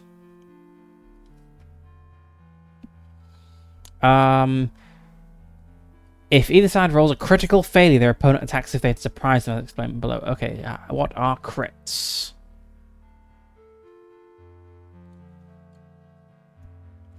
If you roll doubles, okay. Doubles are a quit. Quit, crit. Good to know.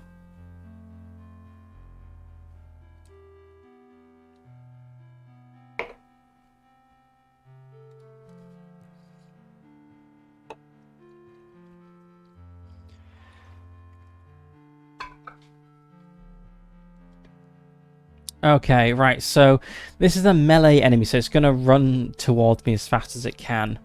It doesn't have any ranged attacks. And it can only move one space. So, okay, so it spots me as I'm like coughing and spluttering on the edge of the falls, also crying after having shooed these fox cats out of this backpack. It starts like sprinting towards me and moves at one zone. It's now my turn, so I draw 5 cards. And I have these things. So let's look at my abilities, my loadout here. So I have, I guess I can highlight them. So I have an Arcane Blast. I have another Arcane Blast. I have a Cleave. I have a Cleave. And a Battlefield Presence. So the Cleaves and the Battlefield Presence are not of any use to me. Actually, yeah, any of these have any use to me right now?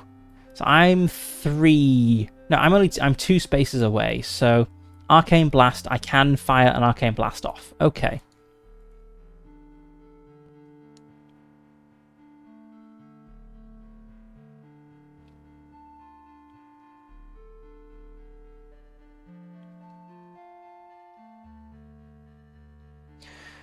Okay, right, so players can use abilities from their hand during their turn. Paying Ether is required at the end of the turn. They can discard any number of cards from their hand. Discarded cards become available in their loadout, and abilities are immediately discarded after use. So I think it's probably worth keeping a Cleave and a Battlefield Presence in my hand, discarding the other Cleave, and spending both Arcane Blasts. So I'm going to spend 2 Arcane Blasts, which is 8 Ether in total. However, Ether is recovered at the start of each round, so I'm not going to even bother tracking it. Right, so it deals D8 plus 2 arcane damage to a single target. You fire a bolt of pure Ether shimmering with power. Its defense is agility, so it makes an agility check. And I guess it just completely skips it. Like, avoids the damage if it's... does so.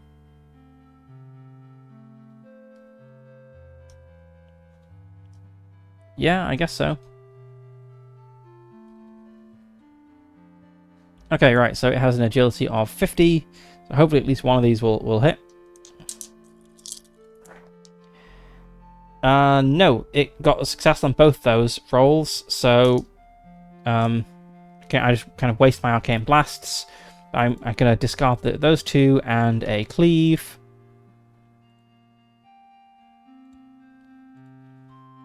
Why can't I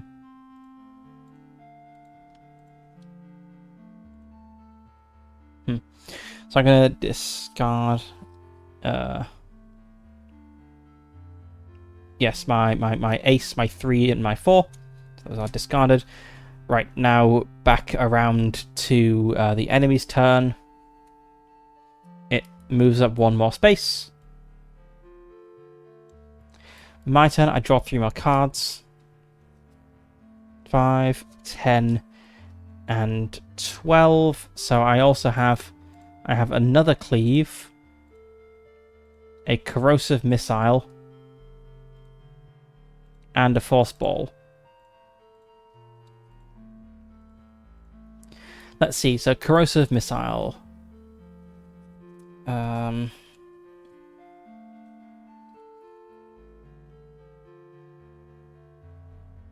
Corrosive missile is very good because it deals ongoing damage. So let's... Yeah, I can use both of these. A corrosive missile and a force ball.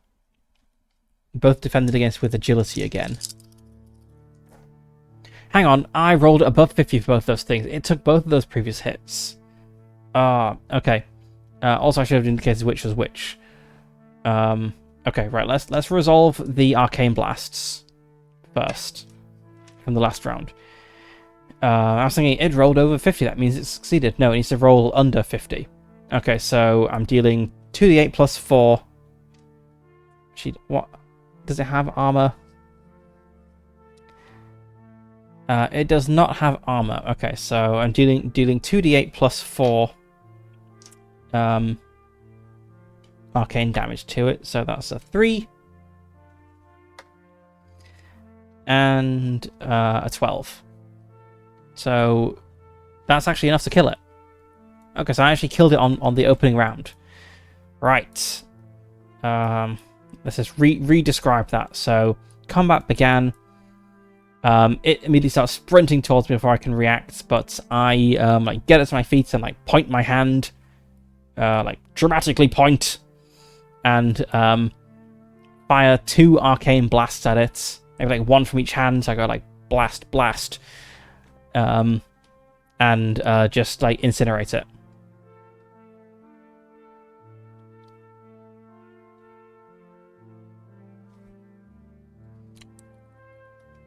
Or maybe it does have protection. Does that mean I reduce... What? Let's just read what this says about the stat blocks.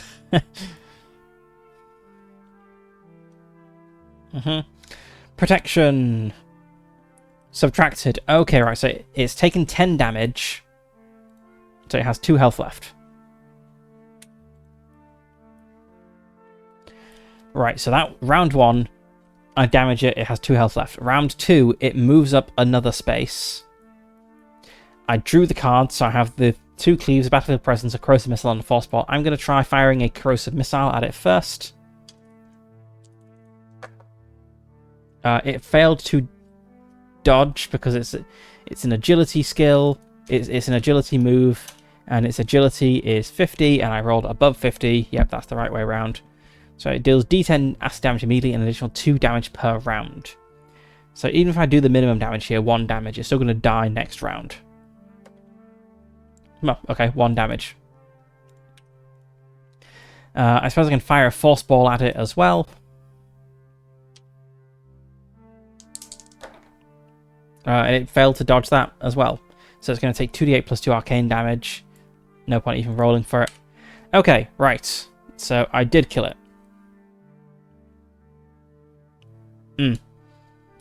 Okay. I made a mistake on the previous deck. This is going to take some getting used to. I dealt 1 damage with... Okay, I need to roll for his health. So I dealt 1 damage with the arcane blast, with the corrosive missile. So that means it would have resisted 1 damage immediately because of its protection. So I dealt 0 damage, but it then takes 2 acid damage per round. Which I guess the protection also apply to. So... let's see. Reduce the target's protection by 1. Okay, so I hit it.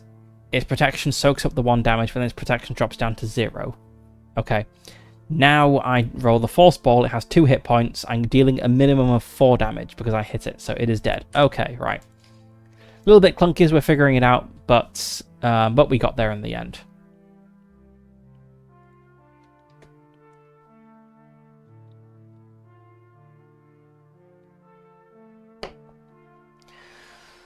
Two random pieces of armor, a potion of minor healing, and 25 aetherites can be scavenged. Okay.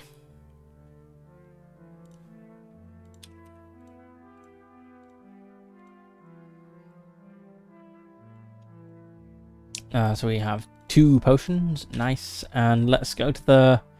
there's a random armor table. Do you also get any, like, special loot from it? It doesn't say anything. Yeah,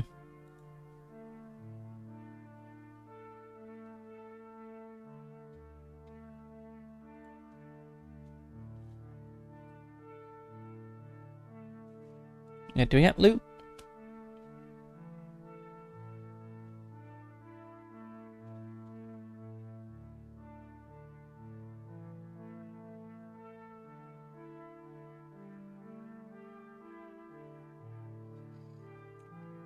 When a monster or NPC reaches 0, they die.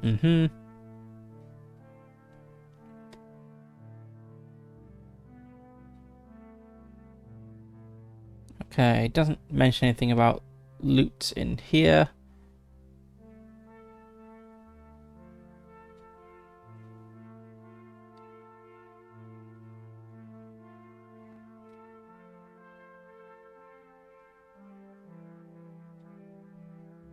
Okay. I guess that's maybe a thing to look into. When exactly do you find loot? But yeah, we have monster loot tables. Ah, okay. We have a different type for each type of creature. Okay, right. So let's roll on the construct table. 83. A magic item. Ooh. Ooh, nice. Okay, so those are epic magic items.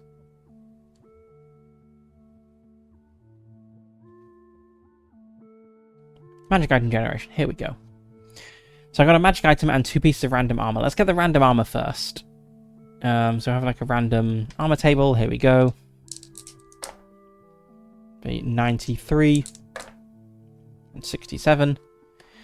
A visored helm and a medium shield. Okay, I can't really use those.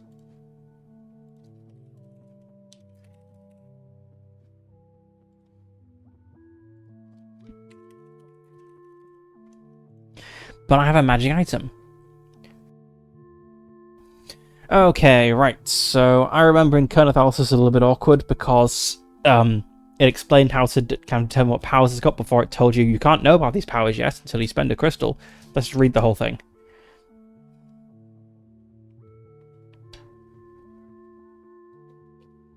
Okay, so we do need to tell... I guess we can tell up front whether it is uncommon, rare, or epic, because if it is an uncommon or rare item, determine what type of item it is by rolling on the table. So there is a separate table for epic items. I guess it's also very MMO, right, to be able to see the rarity of an item when you pick it up. In order to use it, you must identify it first. When you want to identify it, do these procedures. Generate the rarity. If it's epic, you need to take it to an arcane scholar. Determine its etheric signature. And make a weaponsmithing check. Okay. Right. So there's like a once every 24-hour thing we check. Let's see. Example. Teriel has found a magic item, so he wants to attempt to identify it right away. It appears it's a rare ring, so that means it has 2 magic properties. He then rolls 2d6 to determine the item's etheric signature, obtains a 3 and a 5. He makes a dual crafting check. Okay, so the crafting is used for identifying as well. And passes it, which means he automatically unlocks one of the item's properties, so he chooses to remove the 3. He then rolls 2d6 to see if he unlocks the missing one, but obtains a 2 and a 4, meaning he fails. He puts the ring back into his bag and leaves it be. The next day he makes a new attempt rolling 2d6 once again. This time he rolls a 5 and a 6, which means he's finally cracked the second magic property. Okay, right. So generate the rarity.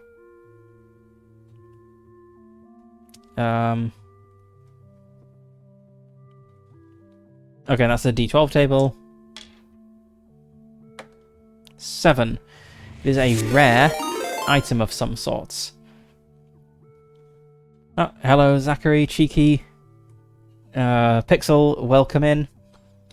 I'm learning to play RIFTBREAKERS. I've just found a magic item. And this item is a rare weapon. That's not amazing because unless it's a saber, I'm not going to be very good with it.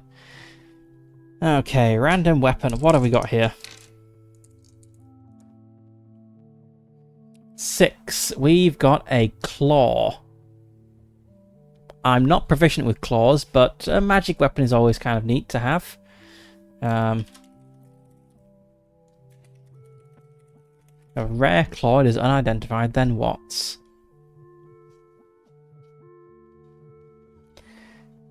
Determine the item's etheric signature. Roll a d6 for each of its properties. Okay, so that's going to be 2 d6s. We have a 2 and a 4. Make a weaponsmithing check if it is a weapon, armor smithing if it is armor, or jewel crafting if it's a trinket of some sort. I don't think I have any points in weaponsmithing. No, I don't. So I can't attempt that. If you pass the check, you automatically identify one of the properties. Okay, so I skip over this step. Then roll 2d6 if any of your numbers match the item's etheric signature, you've identified one of its properties. Okay. Right. So if I roll a 2 or a 4 now, I'll identify a property. Okay, I've got a 4.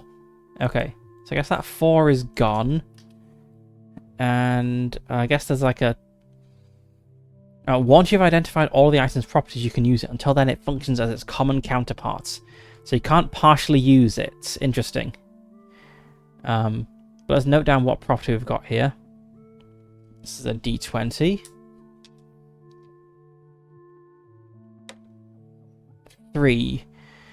Roll on the damage type table. This weapon deals an additional +4 damage of that type. Random damage type table. Where's that?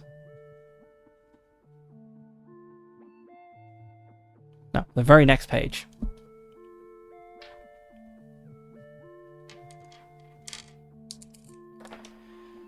Um, 83, that is Radiant. Okay, so I have a rare claw that deals +d4 Radiance damage, and has an additional property that I don't know yet, but I can't use it until I've identified the other property.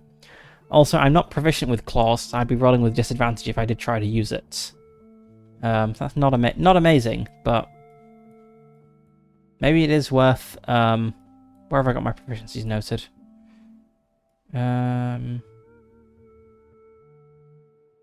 Oh, here, right, yes. Maybe it is worth getting a proficiency in claws when I next can, because the saber that I'm using is not a magic item at all. So, I don't know.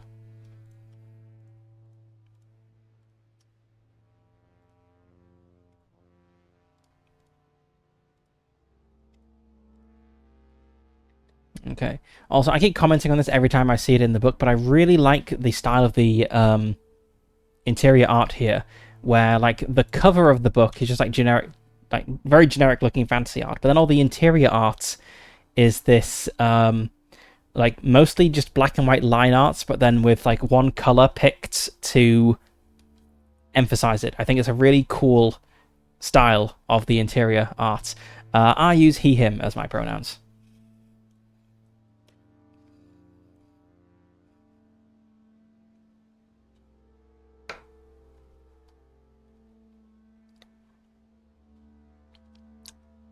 Ooh, magic items have peculiarities. That wasn't mentioned in the steps to identify it. Let's have a look.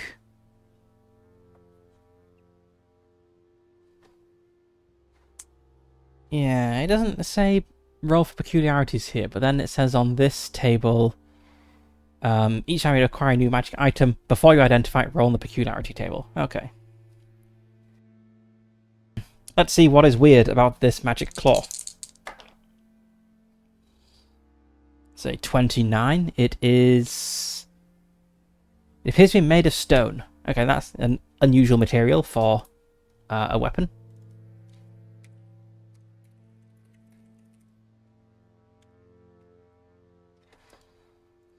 Okay, so I think that's the slumbering cottages dealt with. So we fought one of these cool guys. What else is on our map? Now I have Arcane Foundry, Strange Mounds, and Pedestal Wreckage. And this looks like a statue of a guy, perhaps? Or maybe it even is a guy. I guess a very large guy. I guess we'll find out. Okay, the meadow grasses do not thin as you approach the structure. In fact, some have made it partway inside and growing through seams in the floor. Assembled from massive quarried blocks, the building is just tall enough that you do not have to hunt to get through the doorway. However, a curtain of faint energy shimmers in the frame, suggesting caution. Past the curtain, you can see the supplies of an enchanter's workshop, plus a small counter with knives and pans, presumably for cooking while on shift. Beyond the building, you see stone cottages, dirt mounds, and a wide field with a broken stone pedestal. Okay. I'm trying to not read, but the very first words give away what happens here. I wanted to see, is there like a thing I can check to not fall afoul of the trap?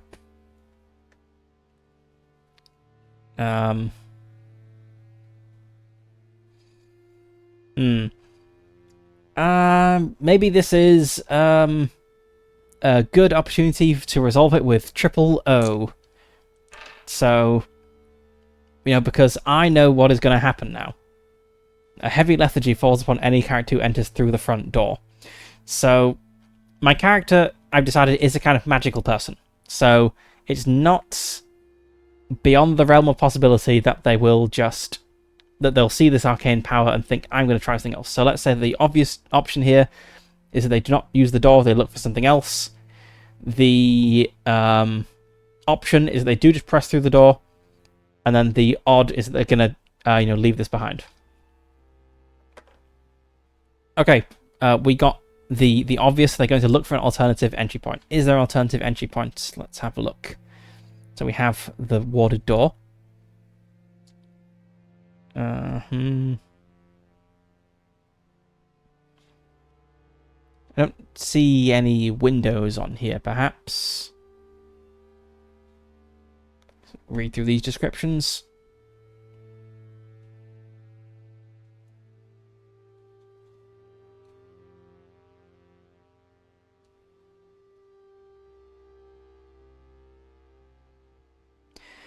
Okay, so characters can try to climb in through the chimney, which is an athletics check.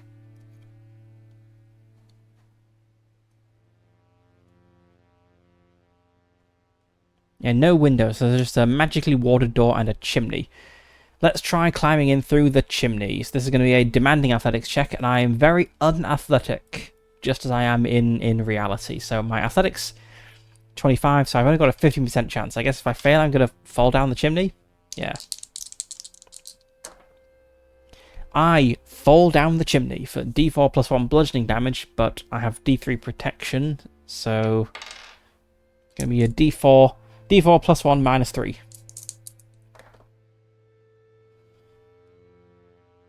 Okay, that is 2 damage.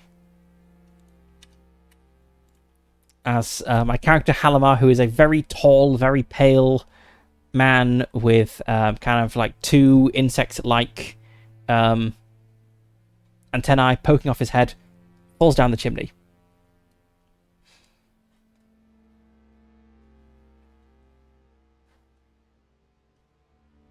What does he find? A toolkit of the player's choice. Okay.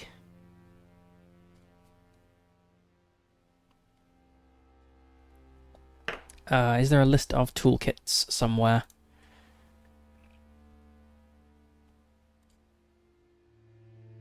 Is it a gear and or service, perhaps? Okay, right, yes, we have different types of gear called toolkits. Okay. Right, an alchemist toolkit, armor smithing, cooking, Jewel crafting. I should get a jewel crafter toolkit because my character is good at jewel crafting, and if he can't craft jewels, what's the point?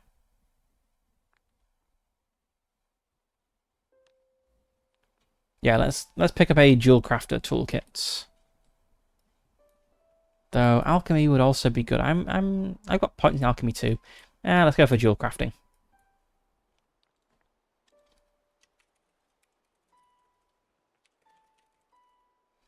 Why does the text keep embiggening?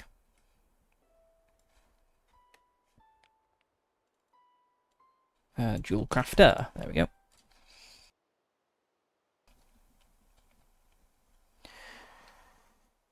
Right, peculiar podium. This stone podium is styled like an open book at the top, complete with a stone stylus connected to it by a flickering arcane tether. Runes flash across it when a living body approaches. Record your history for assessment, they say in several familiar languages. Character that writes at least 3 paragraphs about their past cause the energies in the podium to gather and form a heart essence. Okay. I don't know anything about my past, because I've only just spawned in this world, so I guess this is maybe something I could come back and do later. So let's climb back out of the chimney. I'm sure since I've come down this chimney once, I'm sure I can get out easily enough without needing another check. And let's head over to the strange mounds. Like tiny mountains, peaks of dirt jut up from the ground here. The grass around them has been cropped back, revealing bare reddish soil underneath. Past the mounds, there are stone cottages in disrepair. I guess that's maybe not the stone cottages then. There are maybe more cottages further off to the left. The squat hunch of a well-constructed building and a section of meadow where broken stoneworks like crooked teeth form the landscape. Okay. Right, abandoned equipment. So I can wander around here and find a rope, sack, and a crowbar. Let's note those down. I'm not sure how many things I can hold in my backpack, but without being encumbered. It says 24. I'm not sure if that's based on strength or anything.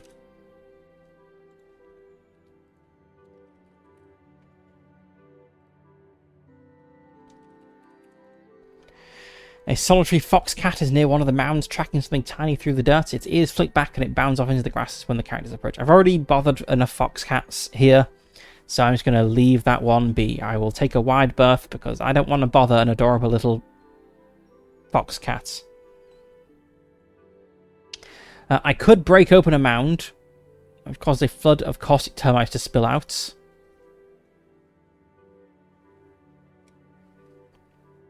I don't think that's something my character would do, though. I don't see a reason why I would do that. So I'm not going to do that.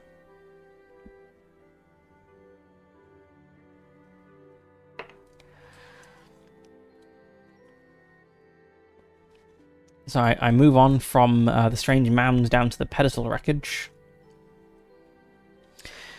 Broken stone columns, much like the ones that rose from the ground to provide your starting equipment, litter the landscape. Nearby, a figure of misty light resembling the woman who was your instructor glitches in and out of being. Okay, so it is an actual person there. And now a challenge. A trial to prove your valor. Step up to the Colossus to begin. Okay, there is a guy then.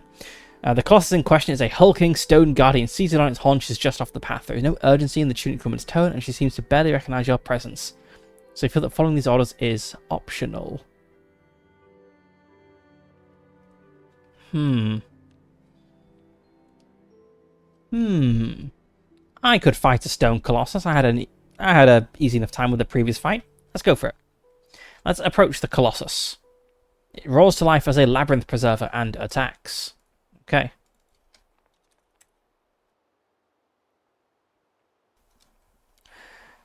Oh, interesting. It has 1 action and 18 health per character. There's only 1 character present at the moment, but that's an interesting way of scaling it. So rather than getting more of them, you just get 1 that is more powerful. Nice. A large creature with a lower body similar to that of a scarab, but with a humanoid upper torso. While clearly intelligent, it seems fixated on ending you. Okay. It is a melee and a stalker, so we can't avoid it. It's just going to run straight towards us. We need to make an opposed perception check to see who goes first. My perception is a 60, I believe. Yes, and its perception is a 50. So we'll see.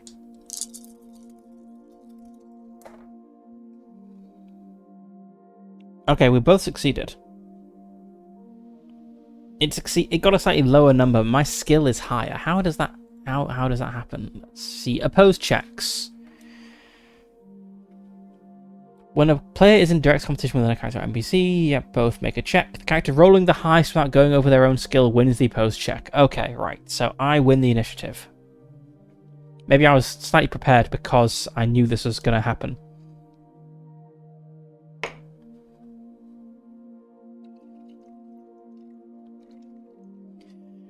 Shuffle my deck of cards. I can't change my loadout because you can only do that once every 24 hours. So I guess I'm stuck with these abilities.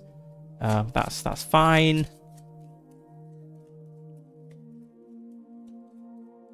So I'll draw my 5 abilities. I have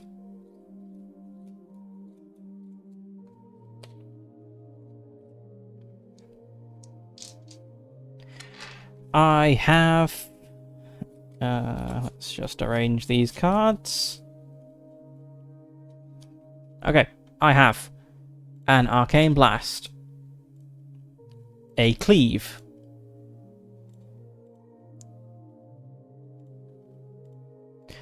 another Cleave, not amazing given that it's far away right now, a 9, a Corrosive Missile, that's a pretty good one, and a 12, a Force Ball. Okay, so it is 3 spaces away. Yes, you should just see me count to 3. So what have I got that's got range 3? Because I could move up to it, but I don't really want to. I prefer to keep pelting it from range. I guess I could... Ooh, I can maybe move up at the start of this round. It can only move 1 space at a time. I can move up here, attack it with some range 2 things. Next round, on its turn, it moves up. Then I won the initiative, so I would go next, and I can then move back. Yeah, that's maybe the way to go. Let's do that. Okay. So I will move up 1 space. I will, let's see. I can't hit it with the Force Ball. That's only range 1, but I can start with the Corrosive Missile, which reduces its protection. That would be good because it has a D6 protection. Okay, this thing's pretty tough. Maybe it wasn't a smart move to challenge it. But okay, let's start with a Corrosive Missile. It's an agility thing, so it defends with agility. It only has 20 agility, so it is big and slow. It got a 4. Okay, it evades my Corrosive Missile, and this is a prime ability, so that is the Corrosive Missile spent now.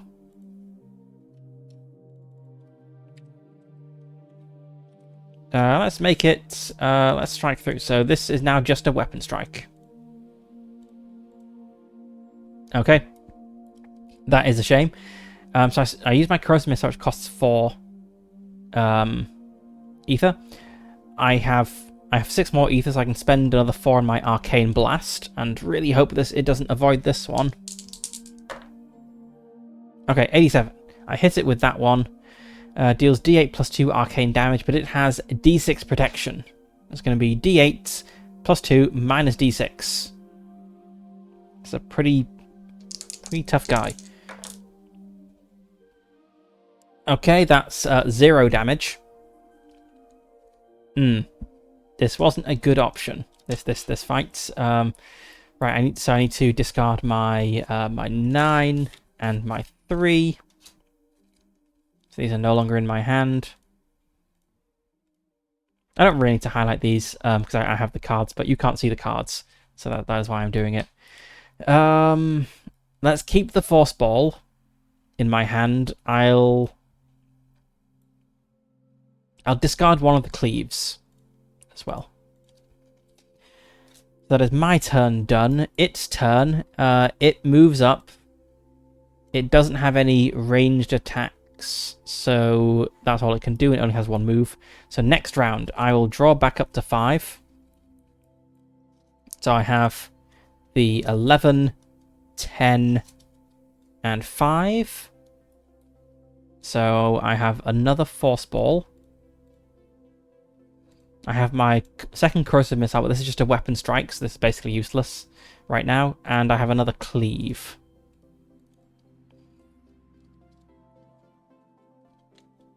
Okay. I'm going to try hitting it with...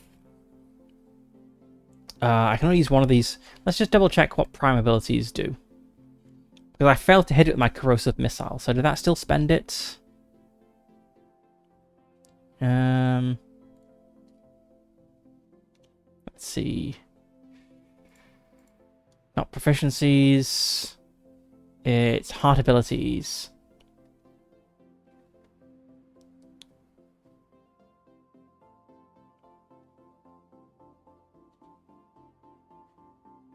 Prime ability can only be used once per combat. Okay, it doesn't say successfully used. Ooh, no. If you use a prime ability unsuccessfully, instead of simply discarding it, if you have more than one copy of the prime ability in your loadout, you discard one of them. Okay, right, so I didn't actually spend my corrosive missile then, because I missed it.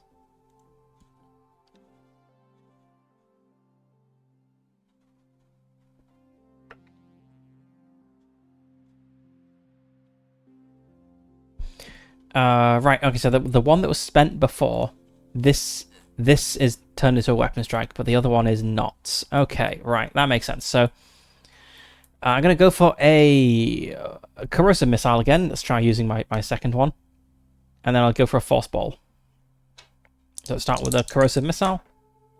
Oh my god, it resisted that. It's surprisingly agile for a creature with only 20 agility. So my 10 is discarded. That's both of my corrosive missiles gone. Now let's try a force ball. This is one range. So, okay, it didn't resist that. So it suffers 2d8 plus 2 arcane damage. Because I successfully hit, both of these are now weapon strikes. I'll discard it. That's going to be 2d8 plus 2 minus d6. Okay. Right. d8. Another d8. I'm sure I have another white d8, but it's across the room. d6. Okay, right. Okay, so this 4 and this 4 cancel out. So it is 9 damage. And how much health does it have? It has 18 health. Yeah, okay. Put a 9 there. Right, and then I will move back. That's all my ether used up. Its turn, so it moves up 1 space. My turn, I draw back up to 5. So I need to draw 2 cards. I got an ace and an 8. So I got my other arcane blast. And my battlefield presence, which... Let's see. So I'm about to enter melee if I don't destroy it this round, which I'm not going to. I don't think I can destroy it this round. I maybe could. Maybe. But it's unlikely. But let's spend my Arcane Blast. So that's discarded. Needs to make an agility check again. It failed that, so it's going to take a d8 plus 2 minus d6.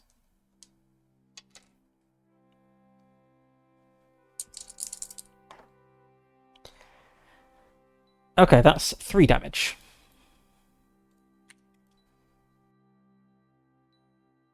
Okay, so I have dropped it from 18 to 6 health before it even gets up to me. I could maybe run up and hit it. Let's see what about the order of operations.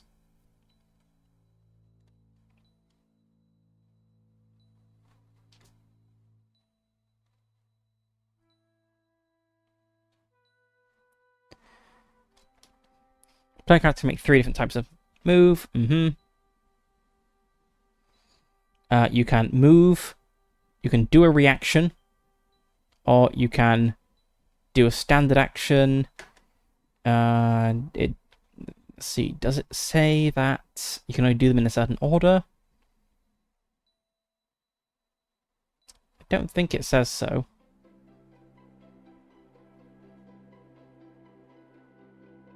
Yeah.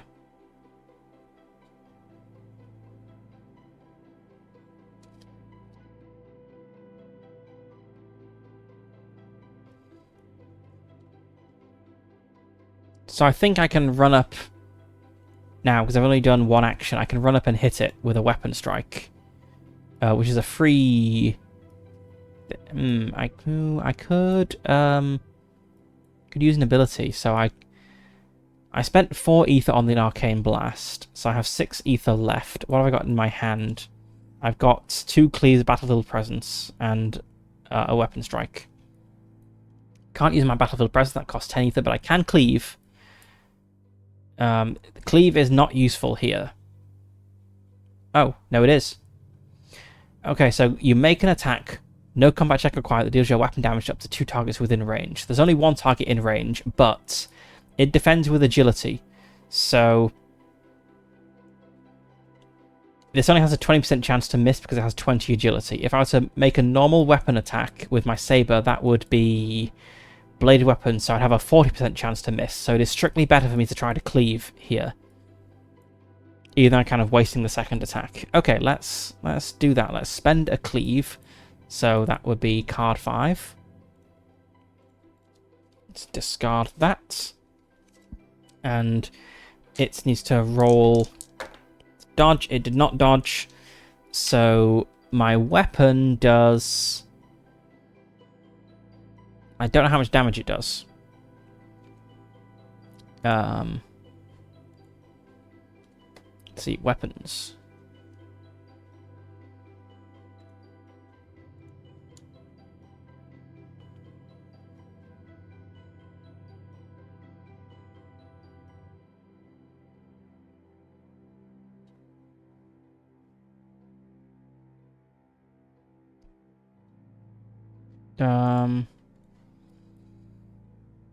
Deals your weapons damage.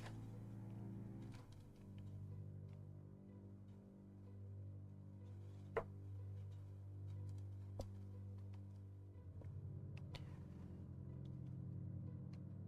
mean, it says d6 plus 2 for a one-handed weapon here.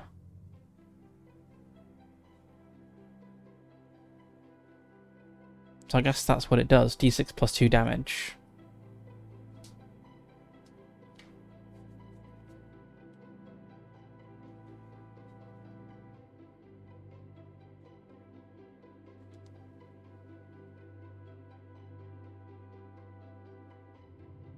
Yeah, let's assume it's that. d6 plus 2 damage. It has a d6 protection. Okay, so that's 1 damage in total. Now it is the monster's turn. Not that page. It was page 263. So I roll a d6 to see what it does. So it's not going to move because it's now in my space, and I can't move back because I used up my move. It's going to do ability 5, which is the Twin Blades of Order. The Labyrinth Preserver lashes out with its twin curved blades in a blur of calculated strikes. It makes 2 combat skill checks against 1 or 2 targets in the same combat zone. Each hit deals d8 plus 2 slashing damage. If both attacks hit the same target, that creature must pass a tenacity check or be dazed. Okay, I wonder if I can drink a potion in combat as an action, because I might need that. Surely I can. Right, so its weapon, its combat skill is 60, so... that first one hits. Second one does not hit. Okay. So that is a d8 plus 2 slashing damage, but I have a d3 protection.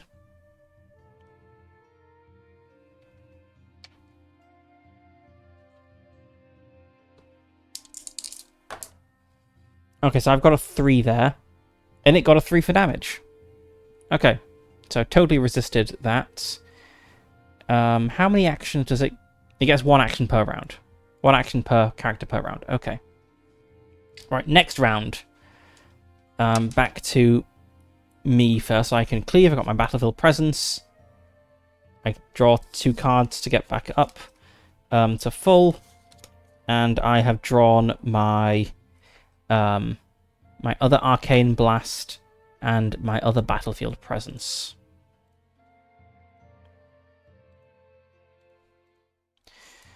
I'm not sure I can actually attack if I use Battlefield Presence, because that would use up all of my ether.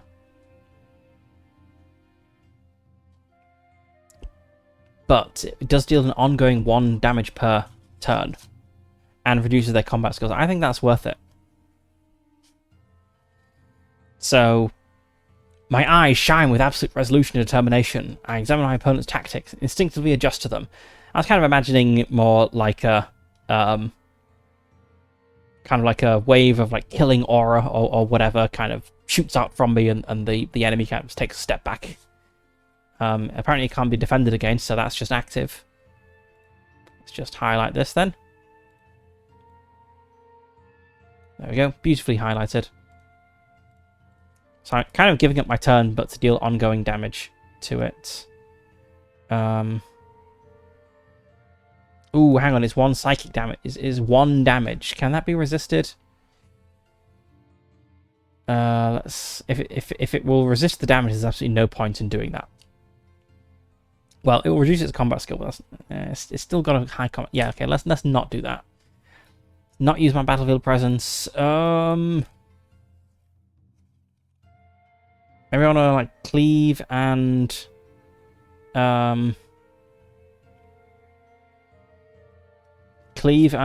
Arcane Blast. Yeah, let's go for that. Start with the Arcane Blast. I'll spend that card.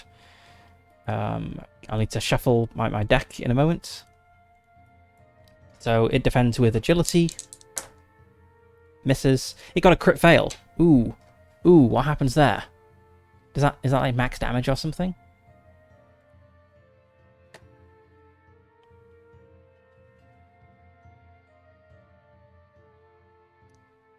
Page 75 to see how fumbles affects combat.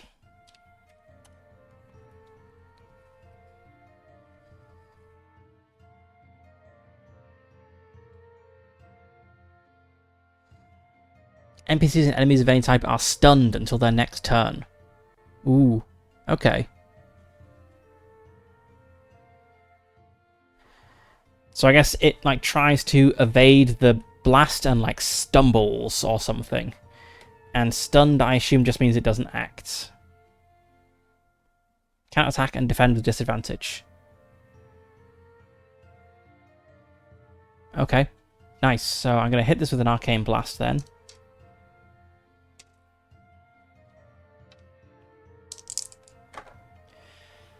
It still resisted all the damage though, but yeah. Okay, and then I will try to cleave it. And it defends with disadvantage. So this is really good. Okay, it failed on that agility check, so it's what did I say it was? I think I said it was d6 plus 2. Okay. So that is 7 damage. I dramatically lop the head off the Labyrinth Preserver. So let's immediately loot the body. There's a construct, so I roll a d100 on the loot table. Got a 30, so I get a skill book. Don't know what those are.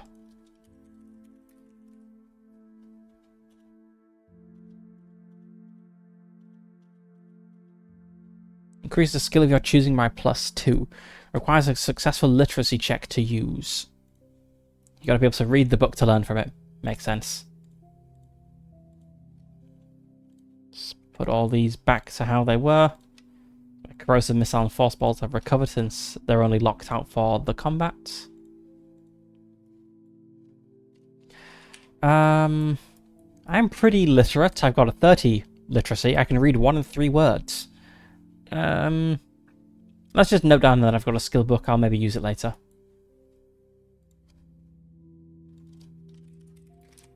I'll use my glowing chalk to write my second message upon the remains of the Colossus, which is presumably kind of reassembling itself, waiting for the next guy. I'll just write "not so tough" on it. Okay. If it is defeated, its chest splits open and ejects one random magic item per player. Nice.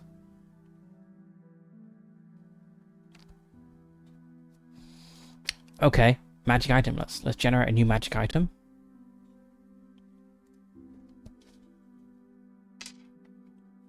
Hopefully this is more useful than the claws.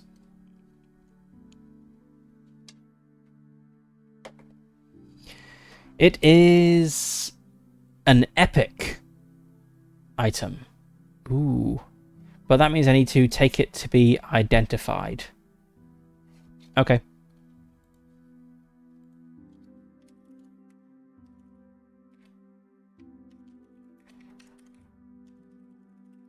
That's pretty cool. What sort of epic items do we have? Where's the table for those?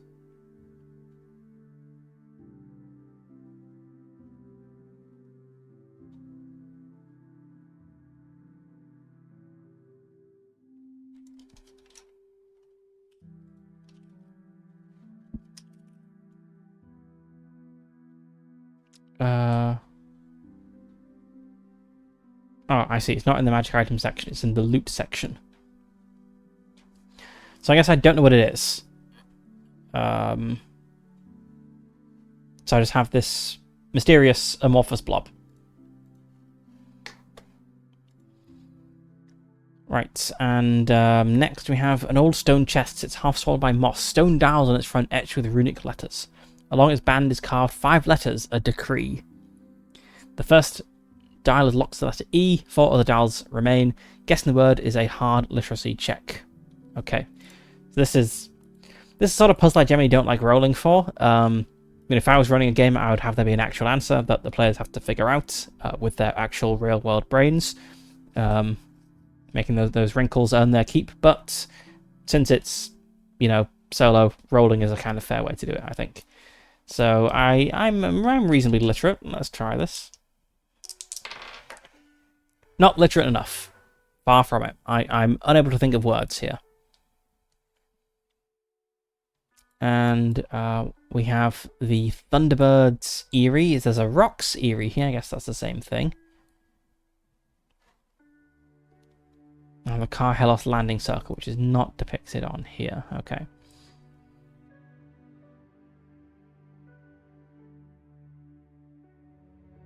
That's headed onto the hilltop. It is dominated by an enormous bird's nest. A crumbling set of stone stairs leads up to it, next to which sits a stone monument carved with the words, "Transportation has been provided."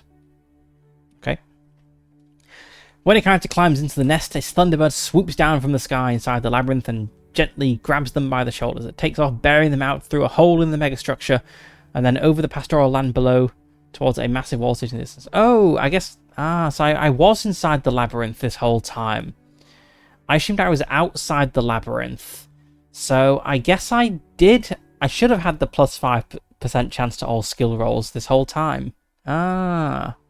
Okay. And I guess I can't come back here to fill out the book in the Arcane Foundry. Okay. Okay. The Thunderbird flies for over 2 kilometers, for 2 kilometers over farmland and forest, swamp and dell, until eventually it reaches a high alabaster tower at the top of the walled city. Let's go to our map. So we're kind of flying. How big is each hex? Each hex is 10 miles, and we are flying 2 kilometers. That is much less than 10 miles.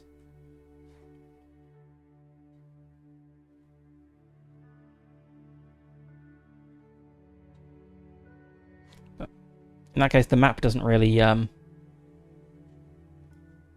match it, unless the labyrinth extends really far southeast, I suppose. Well, whatever. Eventually, it reaches a high alabaster tower at the top of the walled city. Waiting there is a wizened man of august bearing who apologizes offhandedly for the roughness of the trip and introduces himself as Fernalian Thren. He explains that you are a stranger, someone who's been brought into this world from elsewhere, and that he has a purpose for you. He directs you to seek and close rifts, portals to other places, and to grow your power and influence as you do. He will not help you directly. He admits that he is far too busy for that, but he advises that out in the surrounding city you can find supplies, lodgings, and work. Should you be in want of a place to start, he suggests visiting the Quest Board, an administrative building in the Strangers District. He will not show you there himself, but he's certain you can find the way. Vanallion does have a welcoming gift for you, though, an astral anchor. This little metallic sphere fits in your pocket, but is surprisingly heavy. Once every 24 hours, you can spend 10 minutes concentrating on it to immediately teleport you to the tower in Tarhelos. You can't use this in combat. Okay. Let's note down that we've got this.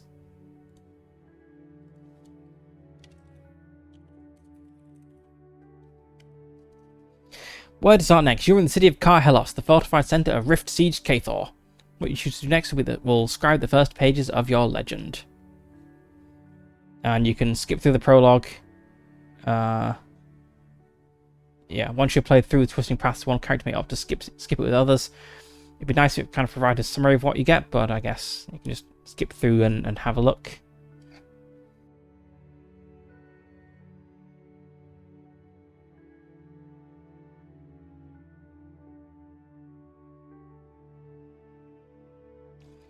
Okay, so that's the prologue. That was all good. I thought that was a good way to introduce the rules. It kind of did a good job of doing that gradually. I'm curious about a few things. I'm curious about the Rift generation, about how it handles like party-based things. So like what MC companions are like, and also like what it costs to identify an epic item, because I've got one of those. So let's just have a look at those three things, and then we'll call it a day. So what services have we got in Tarhelos? Exploring Cathor.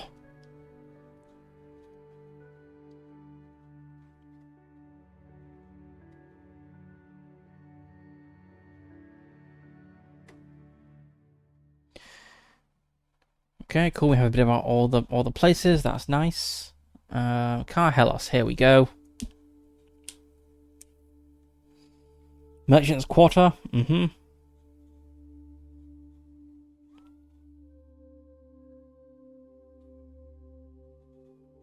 Yep. Strangers District has the quest board. Okay, so this is kind of a summary of the whole thing. Where's the magic place? Oh, nice. We've got factions. Everyone loves factions. Right, random encounter table. Okay, let's just see what happens when we step out of the tower, looking around like, what the hell is this? We step out of the tower and we see 16 wanderers. Just wandering the streets, maybe doing a bit of shopping at the stalls and whatnot, being watched by the tower wardens.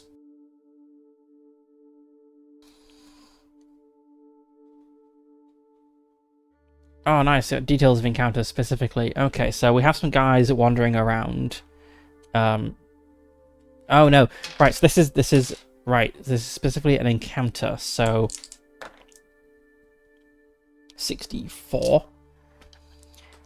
MC is hiring or offering work. So maybe there's like just a crowd of guys just like permanently outside the tower waiting for new arrivals, or maybe they just kind of, when they see the Thunderbird, whatever it was called, flying up, they know, a new stranger is coming, and just this like group of people congregate around the tower, all like, I've got this quest that he's doing, my son went missing, I need giant rats killing in my basement, I need this specific herb, all trying to get the attention of the new stranger.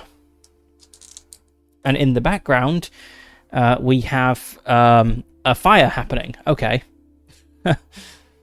There's like a burning building in the background. 16 people clamoring for my attention. This feels like a very chaotic introduction to the place. All right, for traveling, we travel over a certain number of hexes per day based on the difficulty of the terrain, with random encounters and getting lost. Okay. Right, I want to know about the quest board and identifying magic items.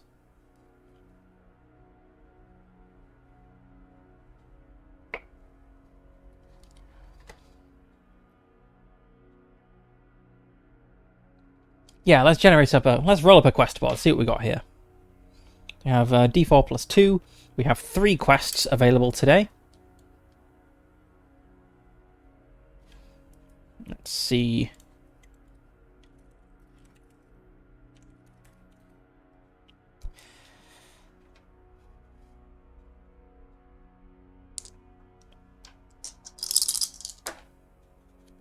We have one paying 200 etherite. One paying a random magic item. One paying a random companion. Companions could be fun, given that I'm, by myself. Your reputation is important. Every successful quest increases your reputation by 1. Okay, so I need to roll for...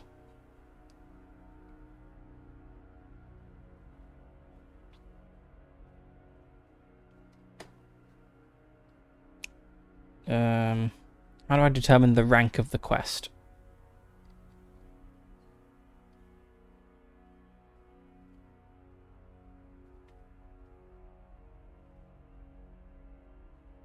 Oh, no. Right, okay. I misinterpreted this. I thought this meant that quests were ranked as like an initiative quest or a journeyman quest or whatever, and so you need a certain amount of reputation to take the quest. But no, this is just your rank in the guild. So I guess all quests are available. It's just, like whether you can complete it or not. So we have an escort quest, a rift closure, and another rift closure.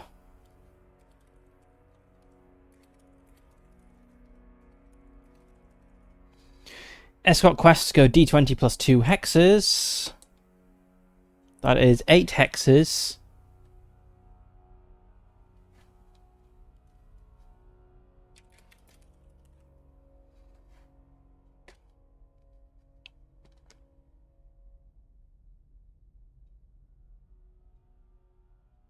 Right, so you're escorting a caravan somewhere. Is Karhelos the only, like, settlement? Let's check this. Or is it just the largest? The city is now the de facto capital of the region, the only true haven in Cathor. Okay. So...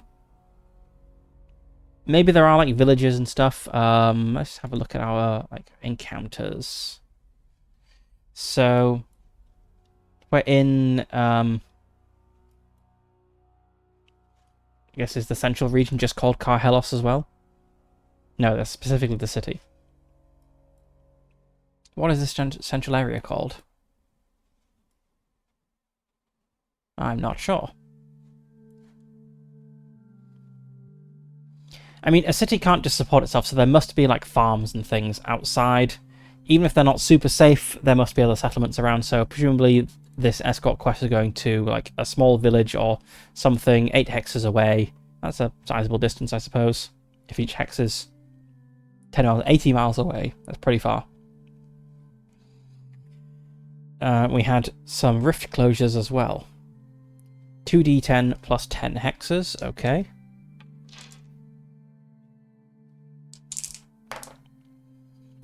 $15 hexes away, and 21 hexes away.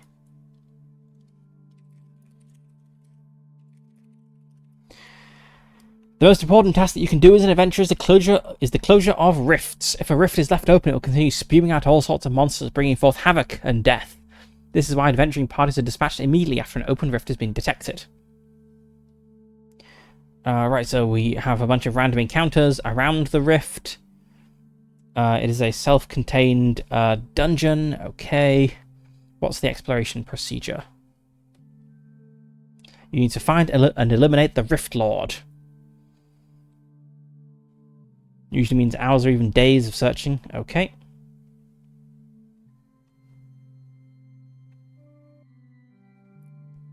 Right, so I have a Rift exploration sheet, which is this kind of thing here. I have a full-page version as well. Okay.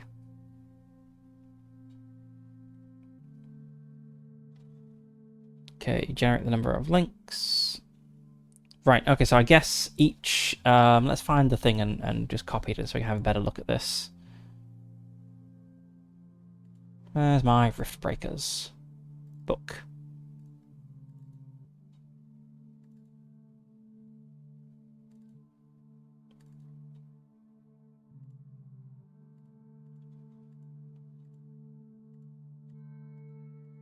Is it this one? Yeah, this one.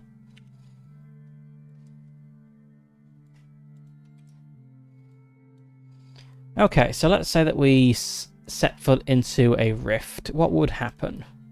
Just start in the middle, perhaps. Find out what type of rift you're in.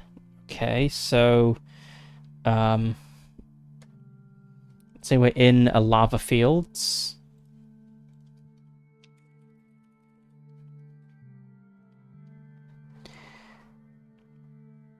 Then rolling means overall description to learn its dominant appearance geography, so lava fields. Okay. Desolate expanse of hardened lava that is as sharp as obsidian with razor-sharp edges that can cut through flesh. Okay. So maybe there isn't actually, like, much open lava, it's just lots of volcanic rock. It has a toxic atmosphere. Okay. Let's pass a check or receive fire damage as you move around.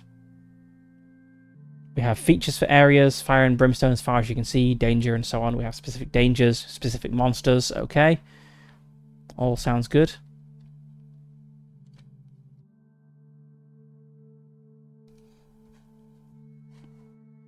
Generate the number of links. So let's say that we start in the middle. Let's say this is the entrance. Or this is like area 1. And we got a 5. So we have 3 links. Let's say we got our links like this. These would be like tunnels or just open plains or whatever. And then we just move around through these areas. We'll be rolling to resist the fire damage. If you find a landmark... Okay, so we're on the feature table, and we have different... Okay, so we have lots of oracle tables to work out what's going on. Okay. And we use a usage die, starting at D8 to determine if we found the Rift Lord. Okay, that makes sense. So we're not really like randomly determining the shape of places, that's kind of abstract, so just using these boxes to represent areas, but the actual connections between them are somewhat randomized because we have a random number of connections, and we could also randomly roll to determine where these connections are, I guess. It's like we know, for instance, that there is no other connection here, because we only have 3 going out. Okay, that's a sensible random area generation procedure. I was also curious about identifying epic items and NPCs, like NPC companions. So let's have another look in, not here, not in this bit of Carhelos. It's going to be in here, perhaps. So random encounters. No. What did it say for epic items? We must take it to the Arcane Scholar. Ah, okay, this is under services. In common gear and services in the loot chapter. Okay. Costs 50 etherite, fully identifies a magic item of any rarity. We have a bank.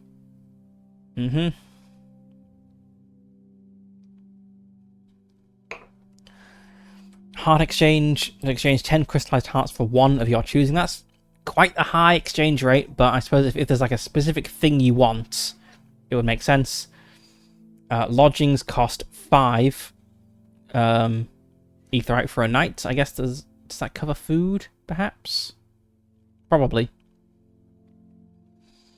So you need to make at least 5 etherite a day to get by. We got 25 etherite working through the kind of intro area, so we could potentially stay for 5 nights before we need to go somewhere. 5 nights in Carhelos, as they say. Okay, that's all good. And what about NPC companions? Where are those detailed? For players going at it alone or for small player parties, the addition of 1 or 2 companions can make all the difference. Companions are obtained via quest rewards. They will not work for free. They require a daily payment of 10 aetherytes. Okay.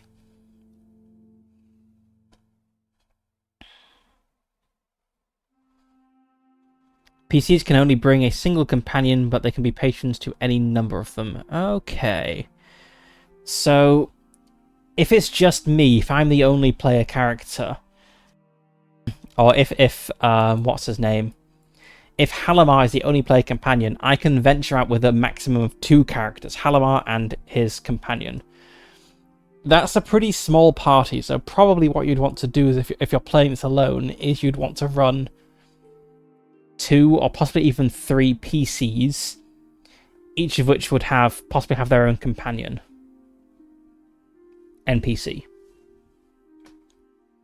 So, yeah, if you ran 2 PCs, you could then have 2 NPC companions with you, which would bring you to a party of 4 characters, which makes sense. So maybe the way to play Riftbreakers solo is to have like a stable of player characters. You kind of pick who you want to play, and they all have their own companions. That makes sense. I feel like it might be better to be able to have multiple NPC companions rather than running multiple full PCs, but it's okay.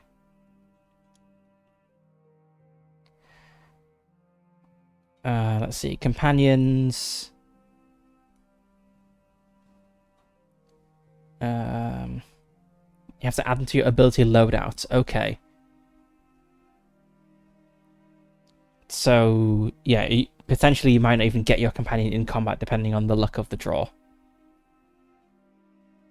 So, yeah, multiple player characters does seem to be much more reliable than having companions. But I guess they're simpler to run. Maybe there's like scope for something kind of partway between a companion and a full-on player character. Like a PC with simplified rules. I don't know. No, don't want to go house ruling things before I've even tried it. I suppose finally let's just have a quick skim through this playing without a game master section. Yes, that is one of the benefits of having multiple blorbos.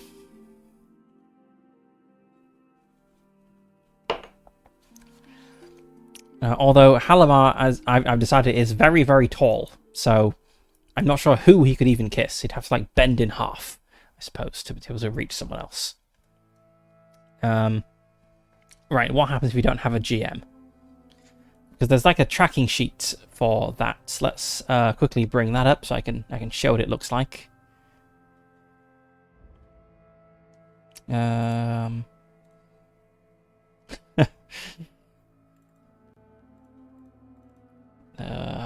Here we go. Riftbreakers PDFs.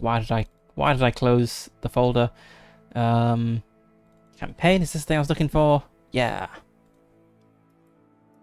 So let's just copy this over here.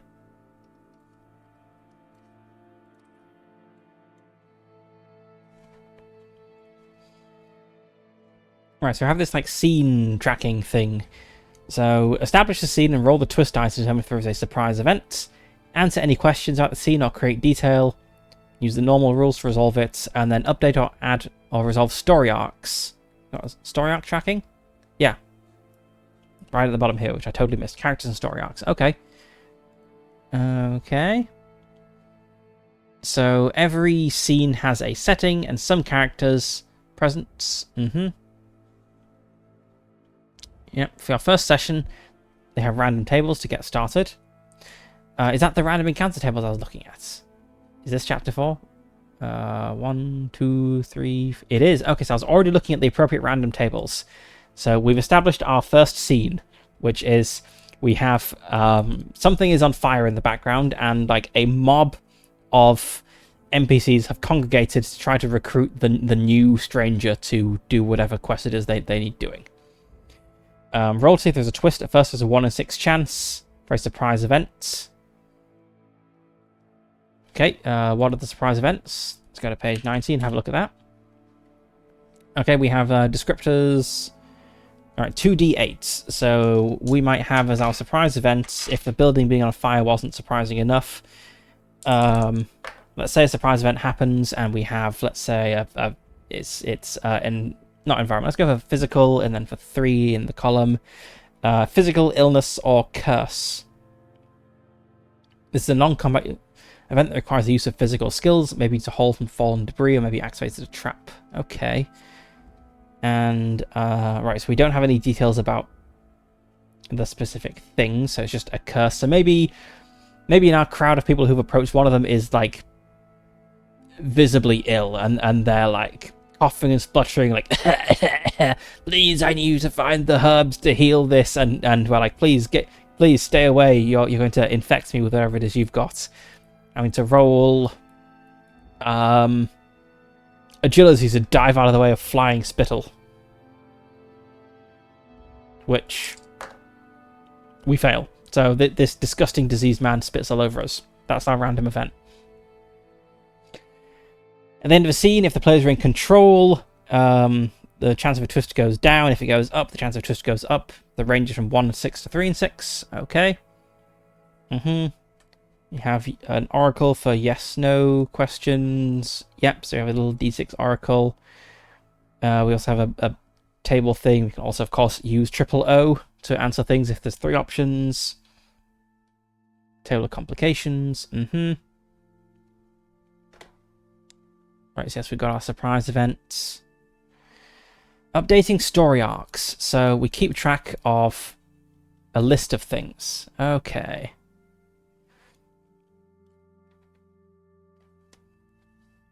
So you ask yourself some questions at the end of a scene. Having completed a request or other similar clearly defined goal, are there no more leads to follow? Are all involved characters dead and no longer relevant to the story? What are the next steps to take? Who or what do you need to talk to, fight to follow, visit or investigate? Okay. Just update story arcs, and we have action and theme tables as well. And then more tables to help. That sounds good. All makes sense. Yep, bit about NPC reactions. This all looks like a... Ooh, nice. We got a bunch of tables for these. Okay, nice lot of random tables. Nice volcano here. Yeah, this sounds sensible. So I can see the game loop kind of working pretty well. So you go pick up... So you kind of roll for random encounters in Karhelos and wherever else you are to determine what's kind of going on in the background. You pick up quests. You travel to the quest place. You have random encounters along the way. We can keep track of ongoing story threads and kind of weave that into the narrative. Yeah, I think this feels very, very good as a solo game, which makes sense. It's a Black Oath game. That's what they do. Yeah, this all sounds good. I think it will be fun to play. I will have to come back to it and actually think about a character rather than just make a random person up. Yeah, not sure exactly when I will get to Riftbreakers, but it will definitely happen in the future. So I guess we'll wrap it up here. We've been going for about 3 hours, and let's see what's happening next week. Okay, so next week, big interest how the play community can trade and sell stuff to other out of the game. Yes, I think that would be a lot of fun, because when I was picking my character's skills at the beginning, I commented on how in MMOs I often like going for like the kind of crafting role, which that tends to rely a lot on the player economy, and that's kind of hard to do if it's just you by yourself. So yeah, if there's people playing, people using Discord or something else to interact and kind of trade things between games, that's a cool way of like bridging the gap. It's kind of like adding like play by post elements to a solo game, I guess. Yes, I'm definitely looking forward to Hime's Riftbreakers world. I'm thinking probably like Riftbreaker sessions may become like a regular feature in my schedule when that takes off, because I think that will be a lot of fun. But yes, definitely looking forward to seeing how that goes. Yeah, I guess we'll wrap it up here. So next week, I might be trying out... so I'm going to find the thing. I might be trying out next week the beta rules for the 5 Kingdoms of the Ice Mark. The creator offered to send them to me when they're ready, and I've not heard anything since. So if they're ready next week, I'll try them out. If not, it'll be a future week. We'll be continuing Iron Swan on Friday next week. I think that will be the last session of the little Iron Swan campaign, because I'll be because then the following week I'm going to look at all the solo NE nominees, and then the week after that I'm away.